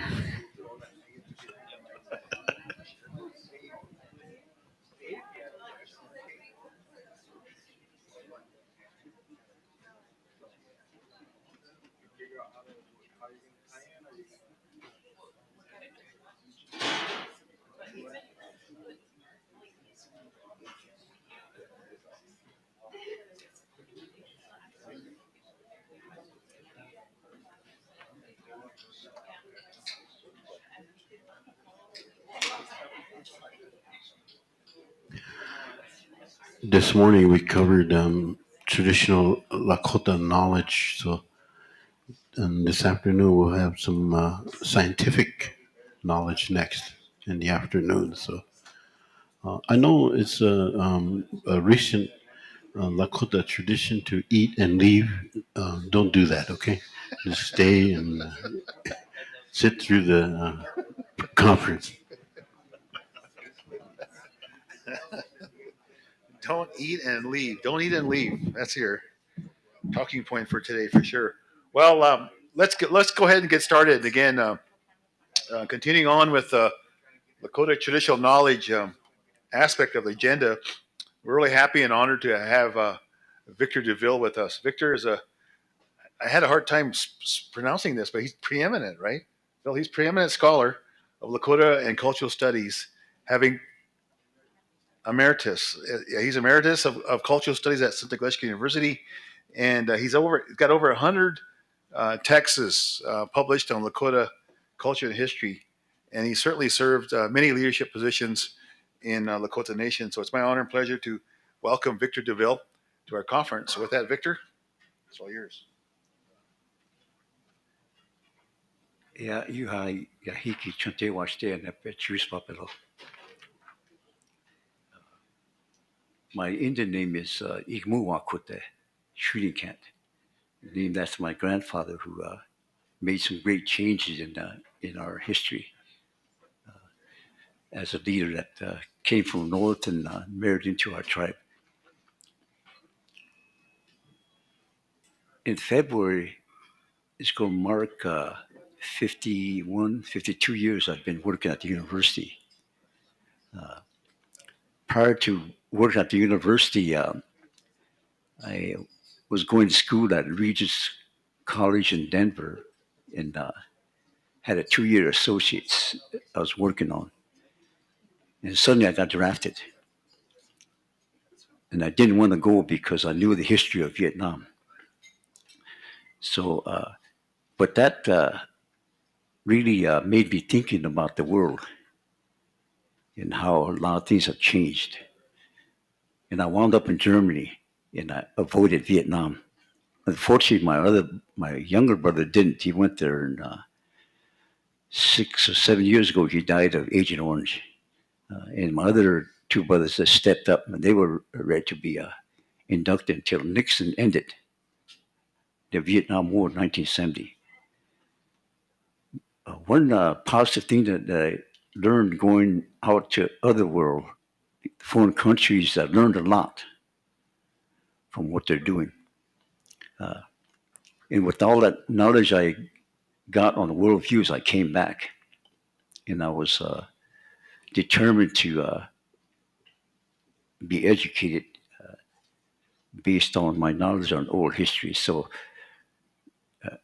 when I entered Sunday College at that time, I was hired to work in the Lakota Studies program, which is formed at that time. It's right now the oldest degree program that we have at the university. And my challenge there was to look at oral tradition as a source and look at science. I struggled with that for all these years because I had to cite books that were not appropriate. So I decided in 1980s to turn the other way. Use oral tradition. So right now I'm writing textbooks on histories of our people.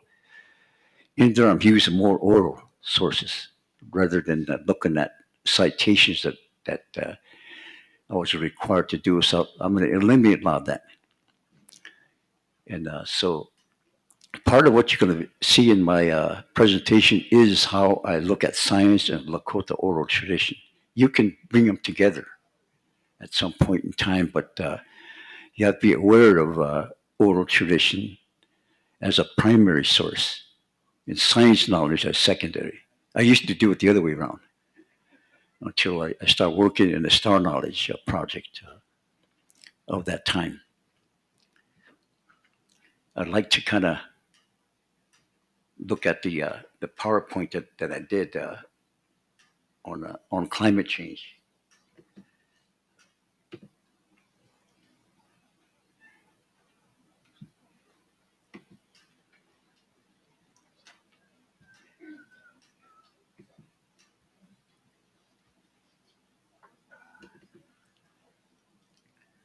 So this is one of the things that I'll be talking about as I go through the process. Now, again, what I'm trying to do here is to match what we know in science and what we know in oral tradition, trying to bring them together, because if you're skilled at bringing them together, then you can't have a lot of criticisms, because two truths that you get together on both sides, you'll be able to understand better and do things that you want to do in the long run. So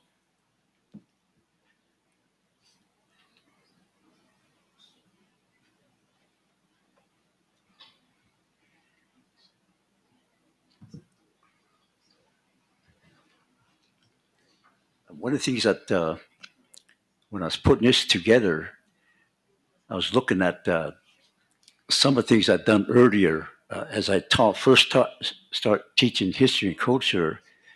It was really putting programs together. And it was a new area that I was caught in. So I had to take the oral tradition. And because the way we teach, we teach academics in semesters. So we're covering the history of people in 3 hours. Altogether, 45 hours, you're covering the entire history of our people. So you run out of time because you piecemeal their instructions in these format of hour and a half or 3 hour sessions.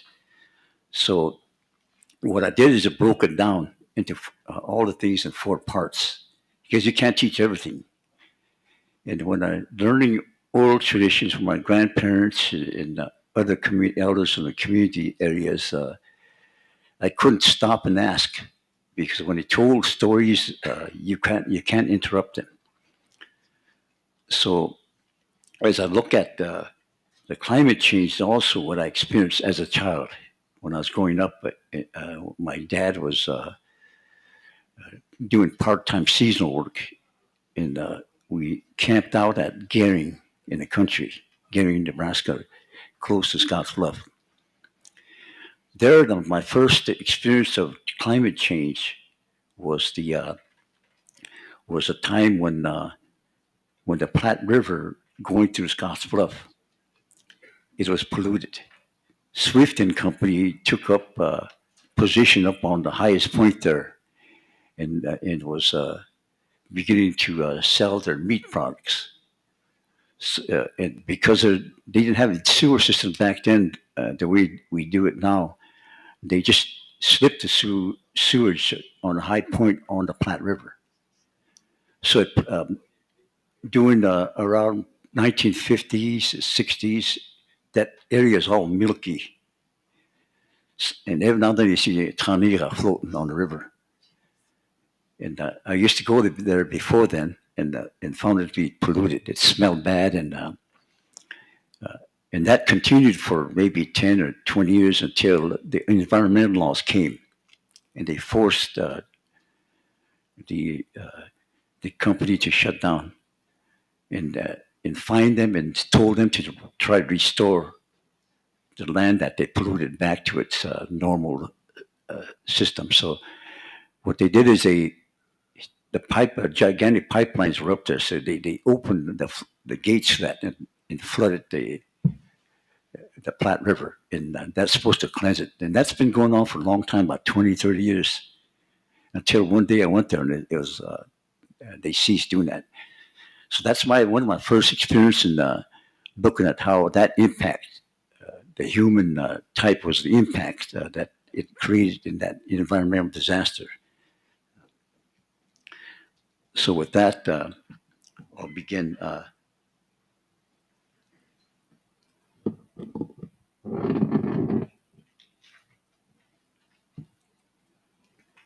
So looking at the climate change,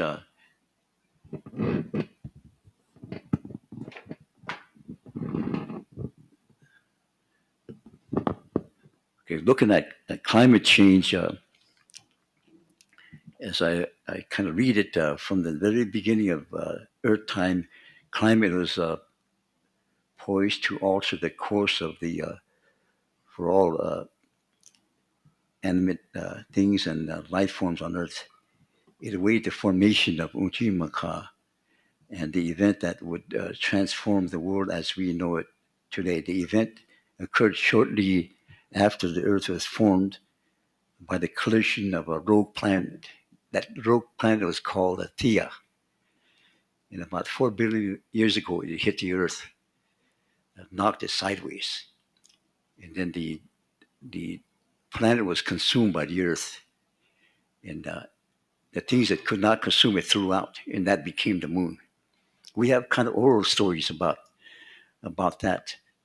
It knocked the Earth sideways to about 23 degrees, and it caused seasons to now come into view. So it more or less kind of set up the way we know the planet is. It's sideways, and it's spinning to get upright. So there's a tug going on between gravity and the spinning motion. And they say that once, and they think that the impact of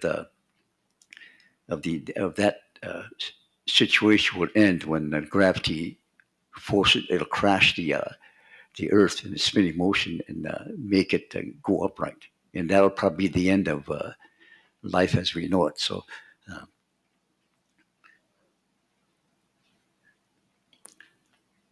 This Pleistocene era is the time that ended about 10,000 years ago. It's an interlude of that. It'll come back in. But when that occurred, it was, like I said, the mother of all climate change, in which things were happening on the northern hemisphere.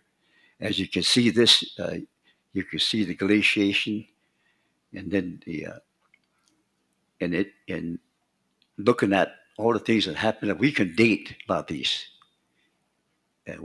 What we see a long time ago, we can use dates now to look at what was going on at that time.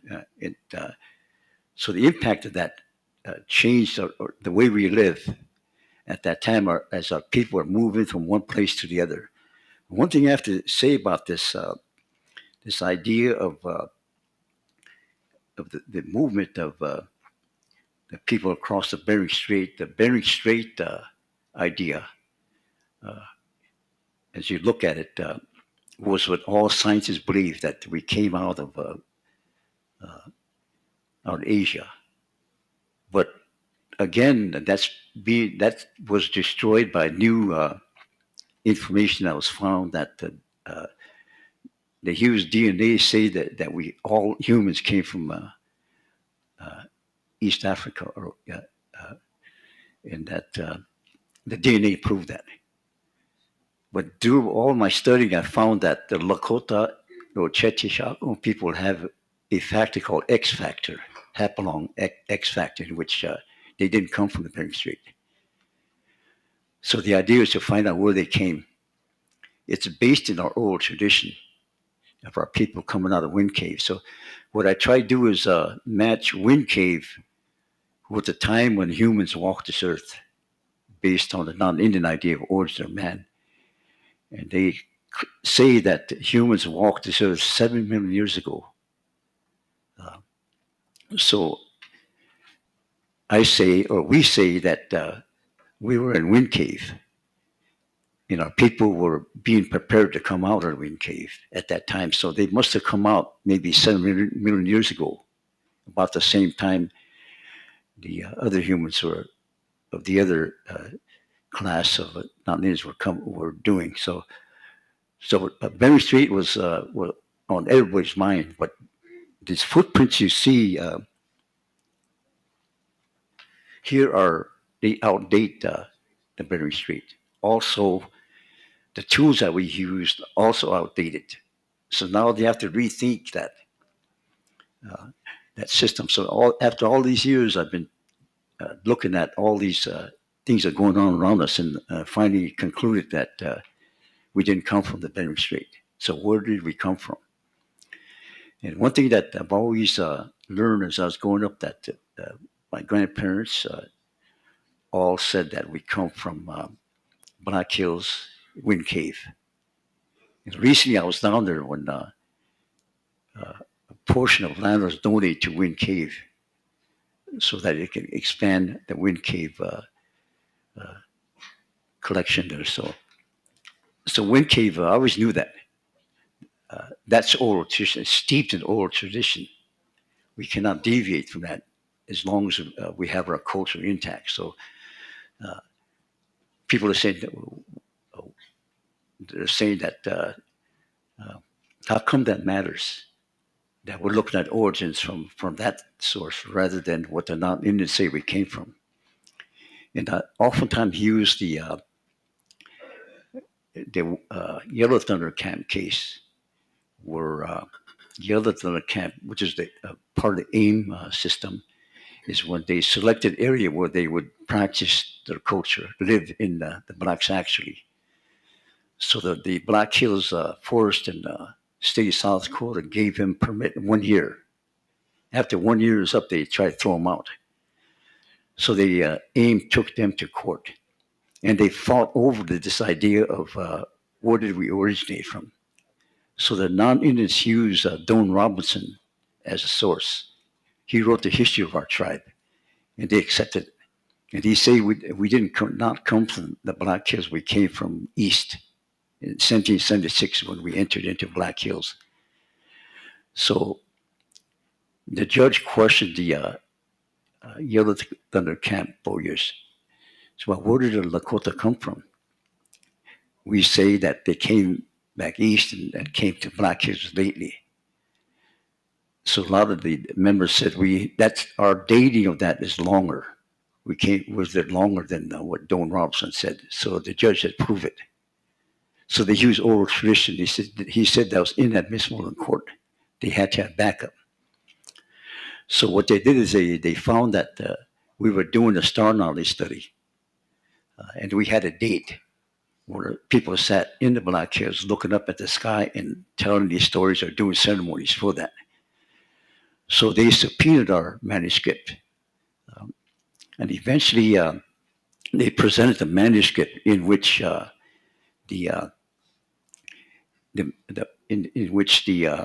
the time frame gave us a period of 3,600 years we were in there. And what we did is use a non-Indian dating system. They did that for us. They said that we have to find out the constellation you're talking about on the vernal equinox. So we said that Chanshasha Epuzier rises from the east, and that's vernal equinox. So they said the time frame of how we can find the dating of that is to take that constellation and apply it to how much degrees is it in the sky. It's 50 degrees. And then you take the Earth's wobble. Remember I told you that the rogue planet hit the Earth, knocked it sideways, so it wobbles as it spins around the sun.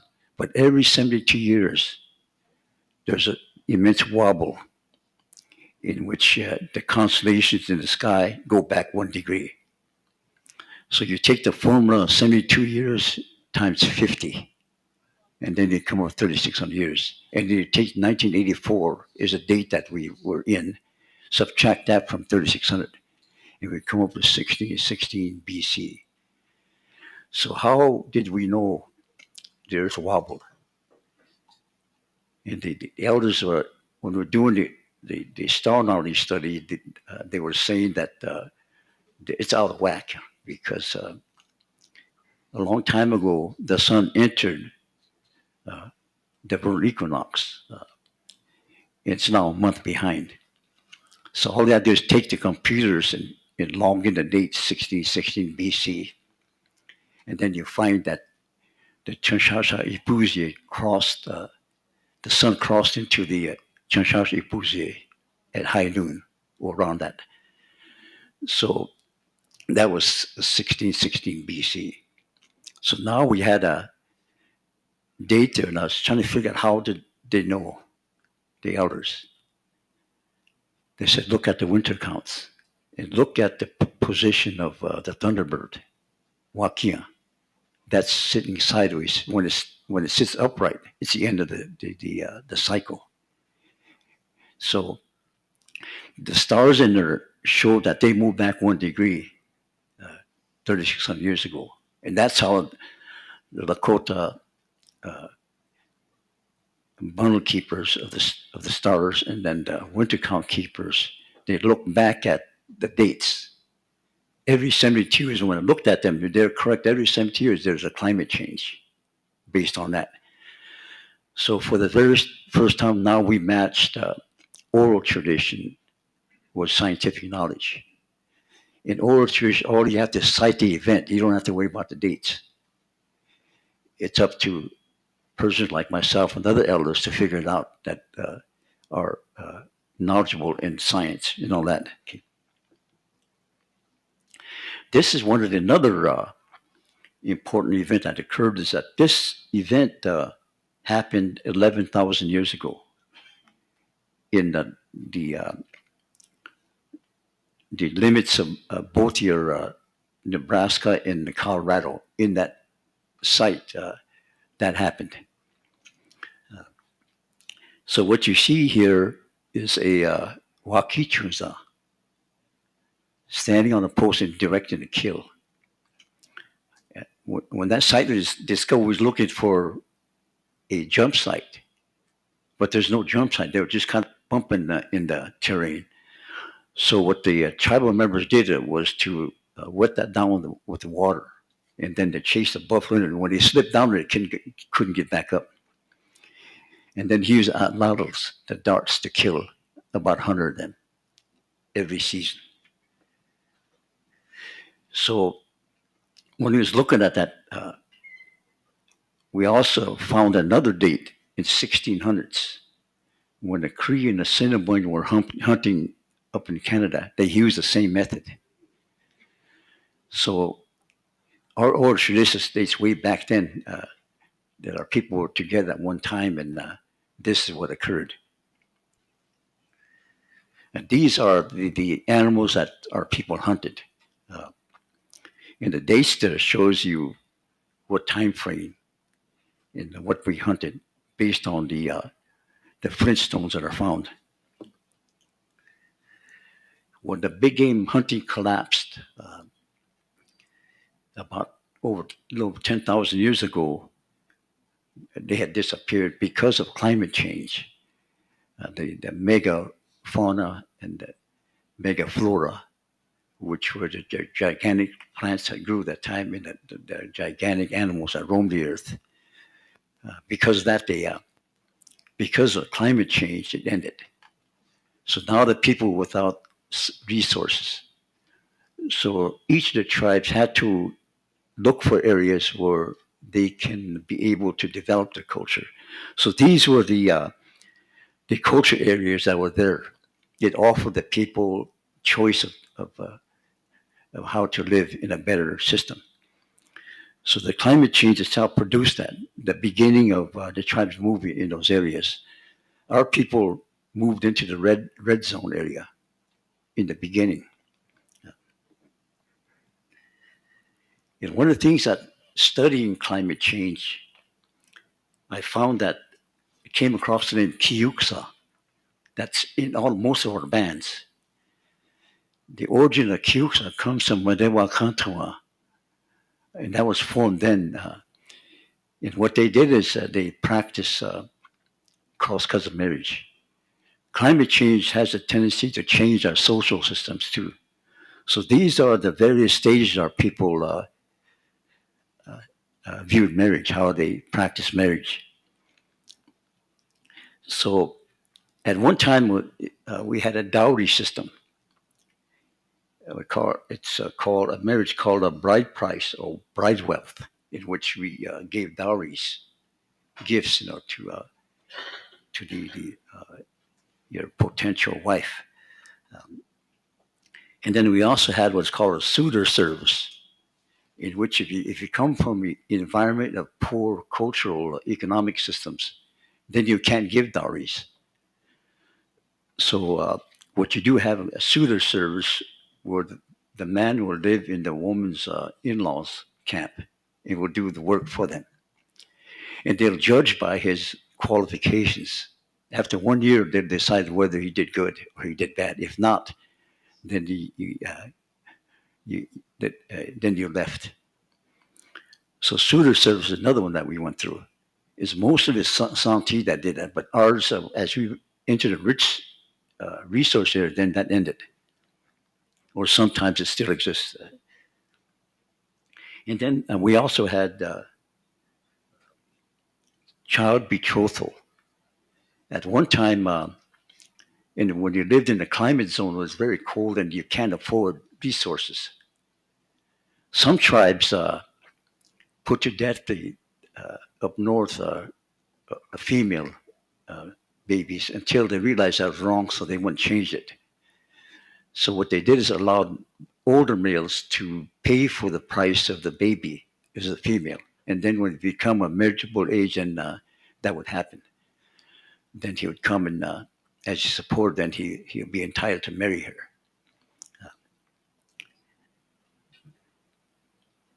Another one's captive woman, where when people wanted to have a good gene pool, they'll go out and go to war and capture women, and then they will marry them. And then you have what's called a Correlate system, where you have a man's wife, you marry your wife's sister. And leverage the other way, where your widow will marry her husband's brother. That has to be arranged there. You just can't waltz in and say, I've got a pretty good looking sister-in-law. And then the other alternative is this idea of a runaway marriage or elopement. In some of these terms, we get the word wichacha. It's sort of like, that is like a suitor service. Wichachas do not want to live live with in-laws. That was a negative term a long time ago, but today most of the members like it. You always see wichacha, wiwocha in that system. Takosha is probably better because that is a legitimate marriage where the man will move out and create his own teepee. This cross-cousin marriage is, it's hard to prove because people won't talk about it. So cross-cousin marriage was done, you can figure out in a term like hanka, the term for sister-in-law. If you put Hunkashi, then you can't marry her. That's how they eliminate cross-cousin marriage in that system. Betrothal is another one. I always have to remind my wife because my wife was promised to another man. When I came in and married her, I always tease her about that. She gets mad, but that's how better looking than him. But betrothal is one of the things that it died hard, but it did. And then another thing about climate change, as the Oceti Sakowin experiences, how they're able to look at time and be able to integrate themselves into it. So in order for you to live a successful life, you had to look at seasonal changes, how you're going to prepare for them. And our people are more prepared than any other cultural systems because they're able to plot out the what type of winter you're going to have or summer by looking at some of the things. And I was kind of amazed because when I was growing up, I listened to my grandparents and their friends that came over, and they get up early and they drink coffee and talk about the weather. My dad used to farm in Scottsbluff, and he had a Japanese boss, and both grew their farm crops in a traditional manner, almost the same in Japanese culture. But and I still remember that elders were saying that it's going to be rainy today, and the season might be rainy. So I thought that was good. And that's really not good because when springtime comes, it rains. And then you get your vegetation that grows. But if it rains too much, then you have a lot of fresh vegetation out there. So then you get into August and all that dries up. Then you're prone to wildfires. And also, essentially, they're saying that if it gets this way, then Maka will begin the rainy season. And the rainy season, one thing about vegetation, real lush, good vegetation, you can overwater it. If you do it, it'll cause a blight. And then it's a way of ending their stay out there. So, and then the strong winds will come and blow the leaves off when they start deteriorating. So they understood how to look at that, and they also looked at the change up in the heavens, all those. This is the I look upon the Lakota Counter as a seasonal type of calendar, in which there's months that we have which are 28 days per month. It's based on the 13 moons or 13 months. Today, that one of them taken out, and there are 12. The Washichu system is based on the 12 constellation on the ecliptic, the path of the Earth, the sun that goes across. It gets into these systems, equinoxes, solstice. So the calendars are based on 12 months. Ours are based on 13 because there are 13 constellations on the ecliptic. So one thing that we really want to do is use a tribal calendar and then use it at the appropriate time and use a non-Indian calendar. But bring that 1 month back in there because the 12 months, when they created 12 months and 1 month was squeezed out there, it was between March and April. So yeah, terrible weather when springtime comes. If you put that 1 month back in there, it'll ease the system. So the idea was to build a tribal calendar that we could rely on, and the other to mash it out in the system. And this is what we're going by. The Gregorian calendar has now been it's been kind of updated every so often by this leap year that we had because the new moons that we have there, comes every 28 days. But you have the Gregorian calendar was 31. And that what happened was all the emperors that were born, they changed those calendars to use their names in them. So it's basically it's different from the Oceti Sakowin calendar, which is more flexible, and we can recalibrate them every 6 months due to the solstice and the solstice and equinoxes. So again, that's the powerful thing is that traditional calendars are valid today, and you can you don't have to use non-energy. You have to change it every 1,000 years or so, because the Earth itself is slowing down. Actually, all the science predict one day it's going to slow down to a halt. So again, the elders had solutions that the Earth itself it's human. It has a heart. That heart is a core in the Maka system, the Earth. That core is dependent on the spinning motion. But now they're saying that the Earth is speeding up again. They're trying to figure out why. So that not too long, maybe a couple of years, 100 years from now, we'll have 23 hours. Actually, starting now, 23 hours in a day rather than 24.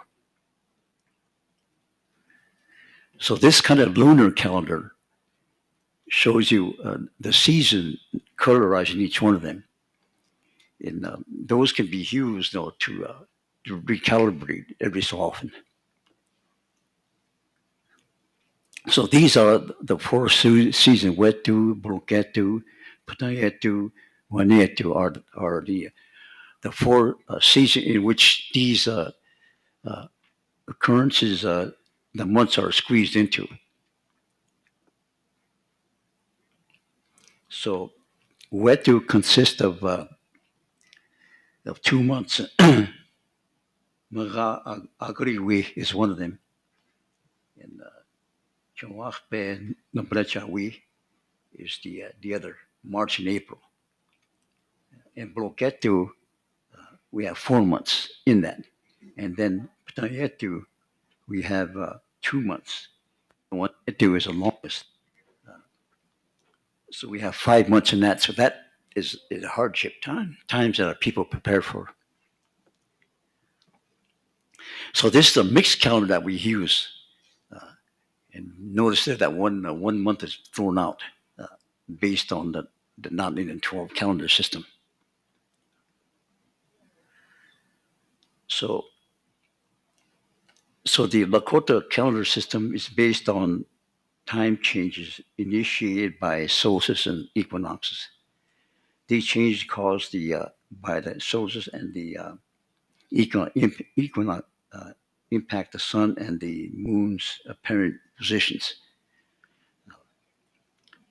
So tilt of the Earth and the influence of the moon in turn determine time of the seasons. So those are really important things that people look to. They start their ceremonies and stuff based on that to prepare on what's coming. But our calendars are diverse because our land holdings that we're into were about 100 million acres. So we had tribes of the far north of Canada, and the southernmost is on the Smoky River areas. In between are from the Black Hills to the Rocky Mountains. That's a long stretch, so our calendars are not going to be standard. They're going to depend on what they see in nature and what nature has. Some winters will end early, others will not. In astronomy also is an important feature that people witness up in the skies. For instance, when you see the northern lights, that's a bad sign because the flares of the moon, it's looking for us inward spot where to come in and start producing climate change. So the opening up in the sky with the ozone layer if it a lot of that things, solar things seep into that, then it produces various colors. So you look at it, admire it. It's a danger in which those are coming to the ozone layer and making the sky brilliant with those. And also this idea of wheat is the eclipses that occur, and it's also a time when the moon does not shine directly into the earth because of that position. So you see nothing up there. So those are the months. The Big Dipper is also a thing that you look up in the sky. Right now, it should be tilted upright, upside down position. Signify in the springtime it's spilling out water or rain. So so we have the ceremony of welcome back all thunders that occur, or the vernal equinox where we take the chanshasha dried willow, crush it and mix it with tobacco and do the pipe ceremonies. But the big, you go out in the sky and you look up. When the sun goes down, you look up. It's beginning to go into fall position and barreling towards winter. So you look at something like this. You see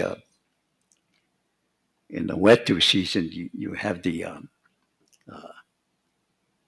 Actually, the Big Dipper is not quite into that position on the vernal equinox. It's kind of tilted upwards. But 3,600 years ago, it was straight like that. And so you wet dew is spring, and then you have Bloqueto, it's going down. And then you have Tonieto. It's all in the straight across sky. I always go out to, especially during the elections, which is in the fall. I look up at the sky, it's going straight across the sky, almost take up the whole sky. And then in the fall, it starts going upward. So these are the significance of Maka Chake, which is the seasonal changes. Okay. So here you see another visual of seasonal positions of Chishka, Sinte, Yukon. That's a white man's term of the Oceti Sakowin. We call it Oceti Sakowin the Big Dipper, with the 7 stars in it. And the moon, Hawaii, is again it's very important for us because of it can affect the seasons. When you look at it, you can tell when the seasons become, and then you be a little bit wary when you see a sundog around there. Then you know it's going to be wintertime below zero. When I used to go when I was working, I used to get up, especially going towards winter solstice. The moon appears, and one day I saw a ring around it. And I always remember my dad. He said, "When that occurs, prepare." So I kind of thought nothing of that. Went back to work and come back, and next day it really cold, about 20 or 30 below. And so you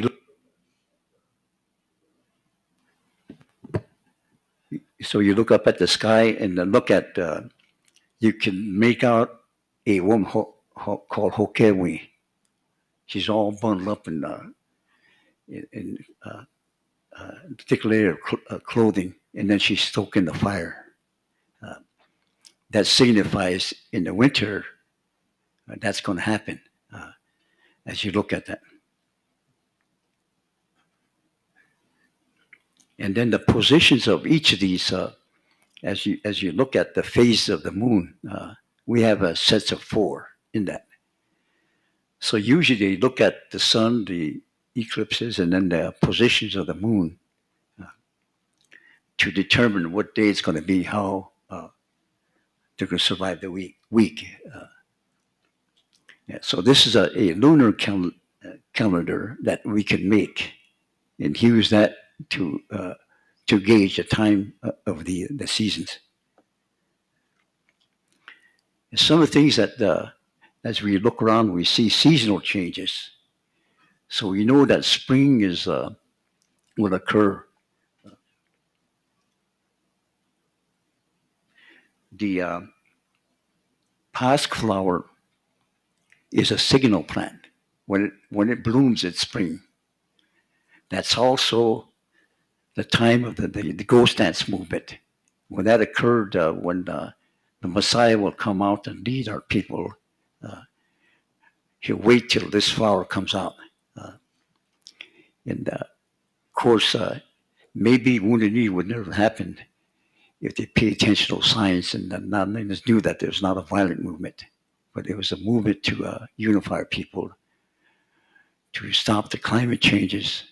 And actually, Wovoka predicted the climate change, but he was 1890, year 2000 was the cycle changing. So he was a century late in determining that.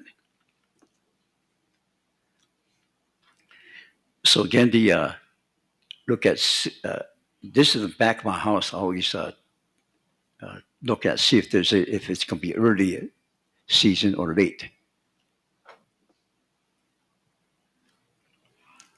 And it as the leaves start turning on that color, I know that getting prepared for what's coming.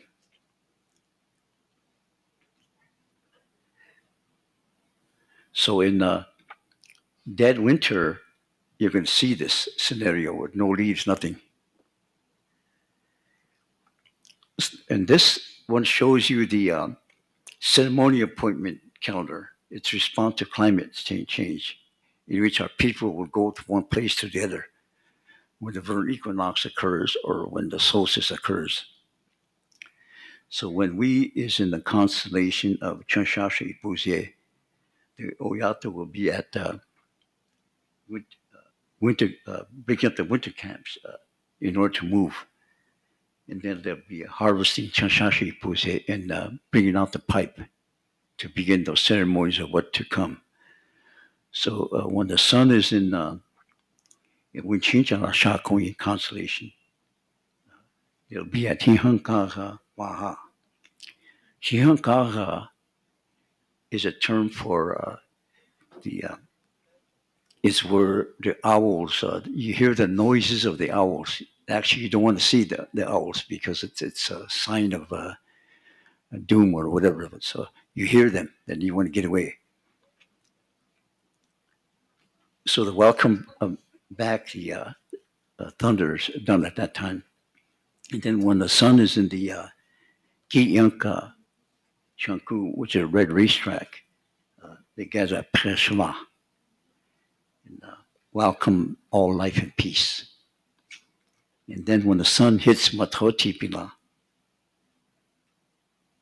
and then they'll go to Matotipila and do the Sundance. Sundance is the last of the 4 tribal ceremonies that has to be done. As the tribe got bigger, then they sent representatives. So at one time, the reason why they did it at summer solstice is that you get the most power. The sun shines the brightest. We don't do that anymore because when our tribe got big, usually when they did this tribal ceremony, then they go back to each of the territories and then they can repeat these ceremonies. Right now at Rosebud, we have maybe 40 sun dances beginning from beginning in June, last all the way to August. But the idea is to get that power, much of it. And of course, our people are adapted to those because we can't get together in Matotipila, where tourism attraction comes. This kind of shows you that why the star knowledge came to us, why it's practice. Because Maka determined that we were destroying the earth, was out overhunting, burning spring prairie fires, destroying things, and eventually she got tired. Every time we make mistakes, damaging nature or grandmother, then she'll retaliate. So there are these floods that keep coming. And the people got tired and they appealed to spiritual powers above. And that's when the Star Knowledge started. They went out and said, we will respect Grandmother Earth. We will respect you by doing these ceremonies. What's above is sacred, below is sacred. So they began these ceremonies. So when the sun passes, you see it here when it passes through Matrotipila, then it's gathering pipe and doing the pipe ceremony. And a month later, when it crosses into Winchinta Shakoi constellation, then you welcome back all thunders in peace. And then when the sun enters into the center of the red ring, then you begin the welcome back all life in peace, which is in the center. Rosebud pushed to get that by that because it was being targeted for industrial development. So we're able to lead the charge to get monies and eventually bought it. So now we have a thing that we can go to and do our practices. And then when the sun enters Matrotipila, it's the summer solstice.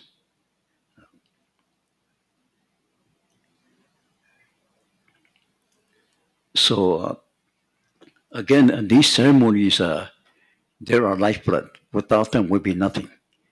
So it's important that we were able to continue those as time goes. Otherwise, we'll anger the spiritual powers above, and then disasters will happen. So it's imperative that all the tribes get together on these important dates, and then we could appeal to the government to allow Matrotipila to be prepared for ceremonies, so the tourism may cease at that time. It's going to be hard to do, but that's one of the things that we want to get the tribes united behind that. So we can do like Preshla, buy that out, or do what we can. I know that's going to be really impossible because of the tremendous tourism that's going on in that area. We tried to change that name one time. I recall about maybe 15 years ago, and try to get back Matrotipila. But we met with the struggle with Congress because the representative lived in that area pushed a bill to stop that. And we were unable to get it done because the government is saying that we're looking at religious ceremony as a source for that. And according to their system, the separation of church and state was done so that they'll have economic system for the sites that are declared sacred. So once you mention it's for religious purpose, then they'll wipe it out. And so that's what happened in that. So this is the territory I was telling you about before they migrated out west that they were beginning in. Because we don't have enough time there, I'll just kind of go through this real fast. But to make a long story short, one of the reasons why we migrated out of Minnesota is because of climate change. Climate change wiped out the buffalo in that area. Also, another important factor, cross-cousin marriage, also determined our exodus out of Lakota-speaking people out of Minnesota. And I'm named after my grandfather because he led the charge to stop cross-cousin marriage. And they did it by burning a stillborn child that was born out of cross-cousin marriage. So that band is called Wacheopa. It was designed to stop that. Eventually, they were expelled from the camp circles. And when the tribe as a whole found out that they were right to stop that, so they welcomed back into the lot. So he along with the Matro Jean got together and decided to move out. Because they were the parent group of the Chitoa, they led the movement out or signaled it when our people began to move out of that area. So like I said, this is the marriage system that occurred. And then this PowerPoint is what Phil has. He'll probably give it to you when they request it.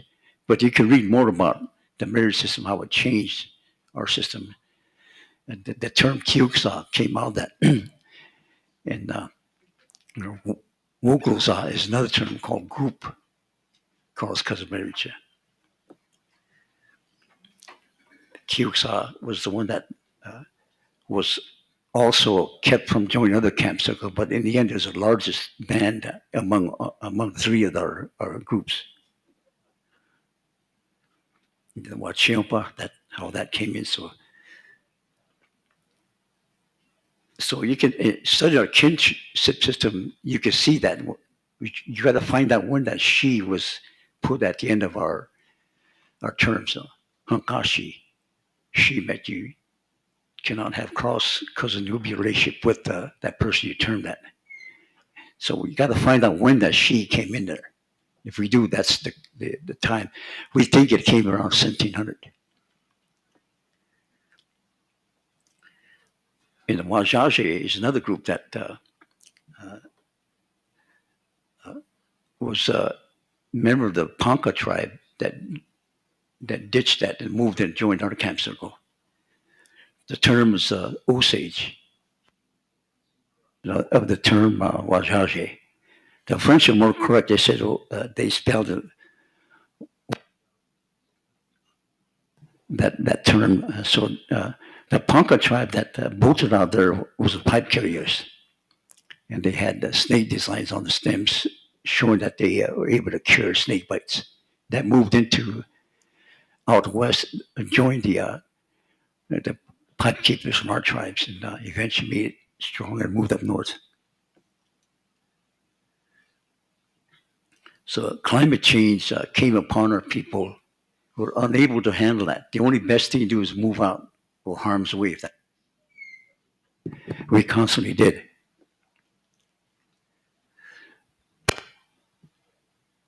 So here's the movement westward. Each of our divisions moved, and all of us moved towards the Black Hills, up north, south, and the midsection of it. And so as I was looking at this stuff, the migrations on it, and how our tribes are all mixed, and that we're all allied together, and we're able to do things that are relevant. Okay. So the evolution of tribal government, because of climate change, that occurred as our people moved out west. And then how our two forms of government was set up. We had the Teoshpai government and Oshpai government are two separate, which the non-Indians did not understand. And these are our leadership. One thing that we're trying to do in climate change is to use the Oceti Sakowin template, which is how our government systems are there.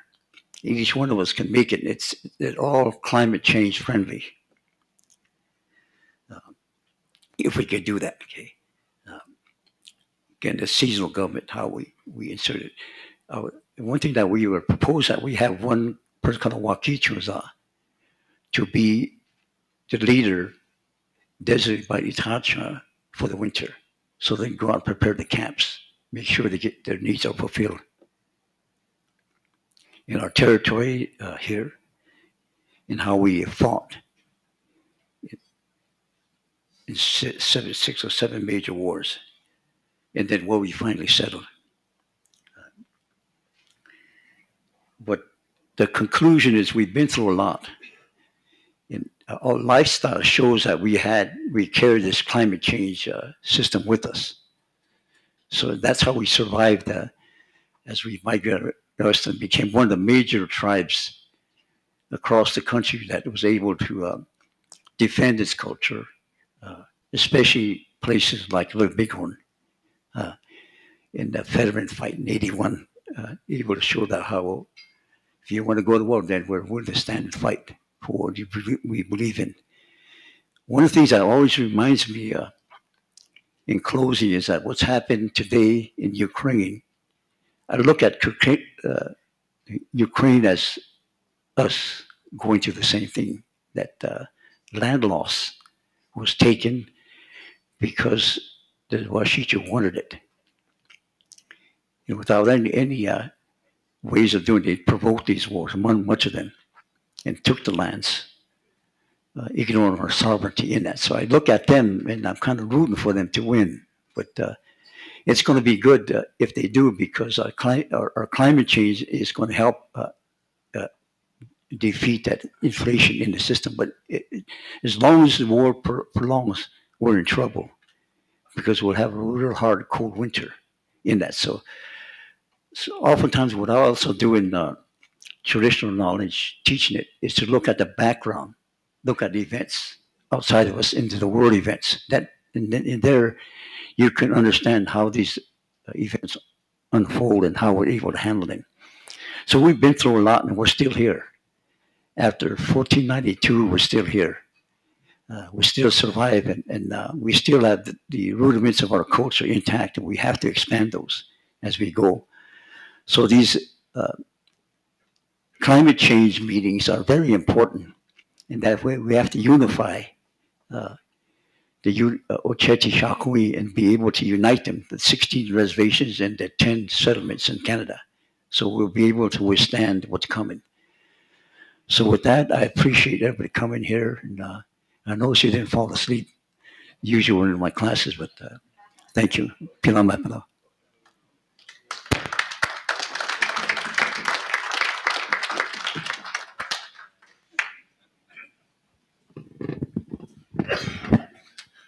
Well, thank you, Victor, very much.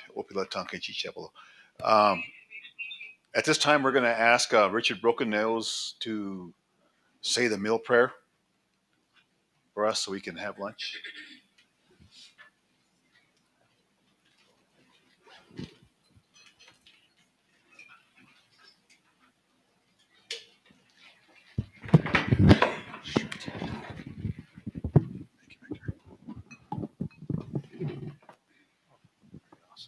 The food is not ready, so they're going to serve the food before we're going to say, well, check ye. Hotrunkashila, Trunkashila, Wakantrunka. Heche Maka, Makawita. Waka Heche Takutona, Woyute, Wote Kilena Unyakupi. Hona Luwaka, Na Lupeshuta. Hoheche Chonka, Wichasha, Itiohi, Ohunkishnikina Wakhenja. Holena ob metakweki, unkaki amkteshne, wotakwe yukea, wichon chage el unkoya pikte, heche hoechiche, hotrunkashila kantranka, hohantun kranheche. Holechet yacha, ho wichanehi, obana, wan leche yapare. Oka wichanehi omna, wan holechet gawoyuteki. Holena hoye meti chinkton kawichanehi wotakwe. O uyan peki heche wotaklena igena kupiktonka metake ob amanki hankteselo ya heche woteklena yata unkapteki ho metakwieki metakwie oyase ob wa untapiktelo. Hello, Ange. You can be seated. We're going to have him just sing a song for you.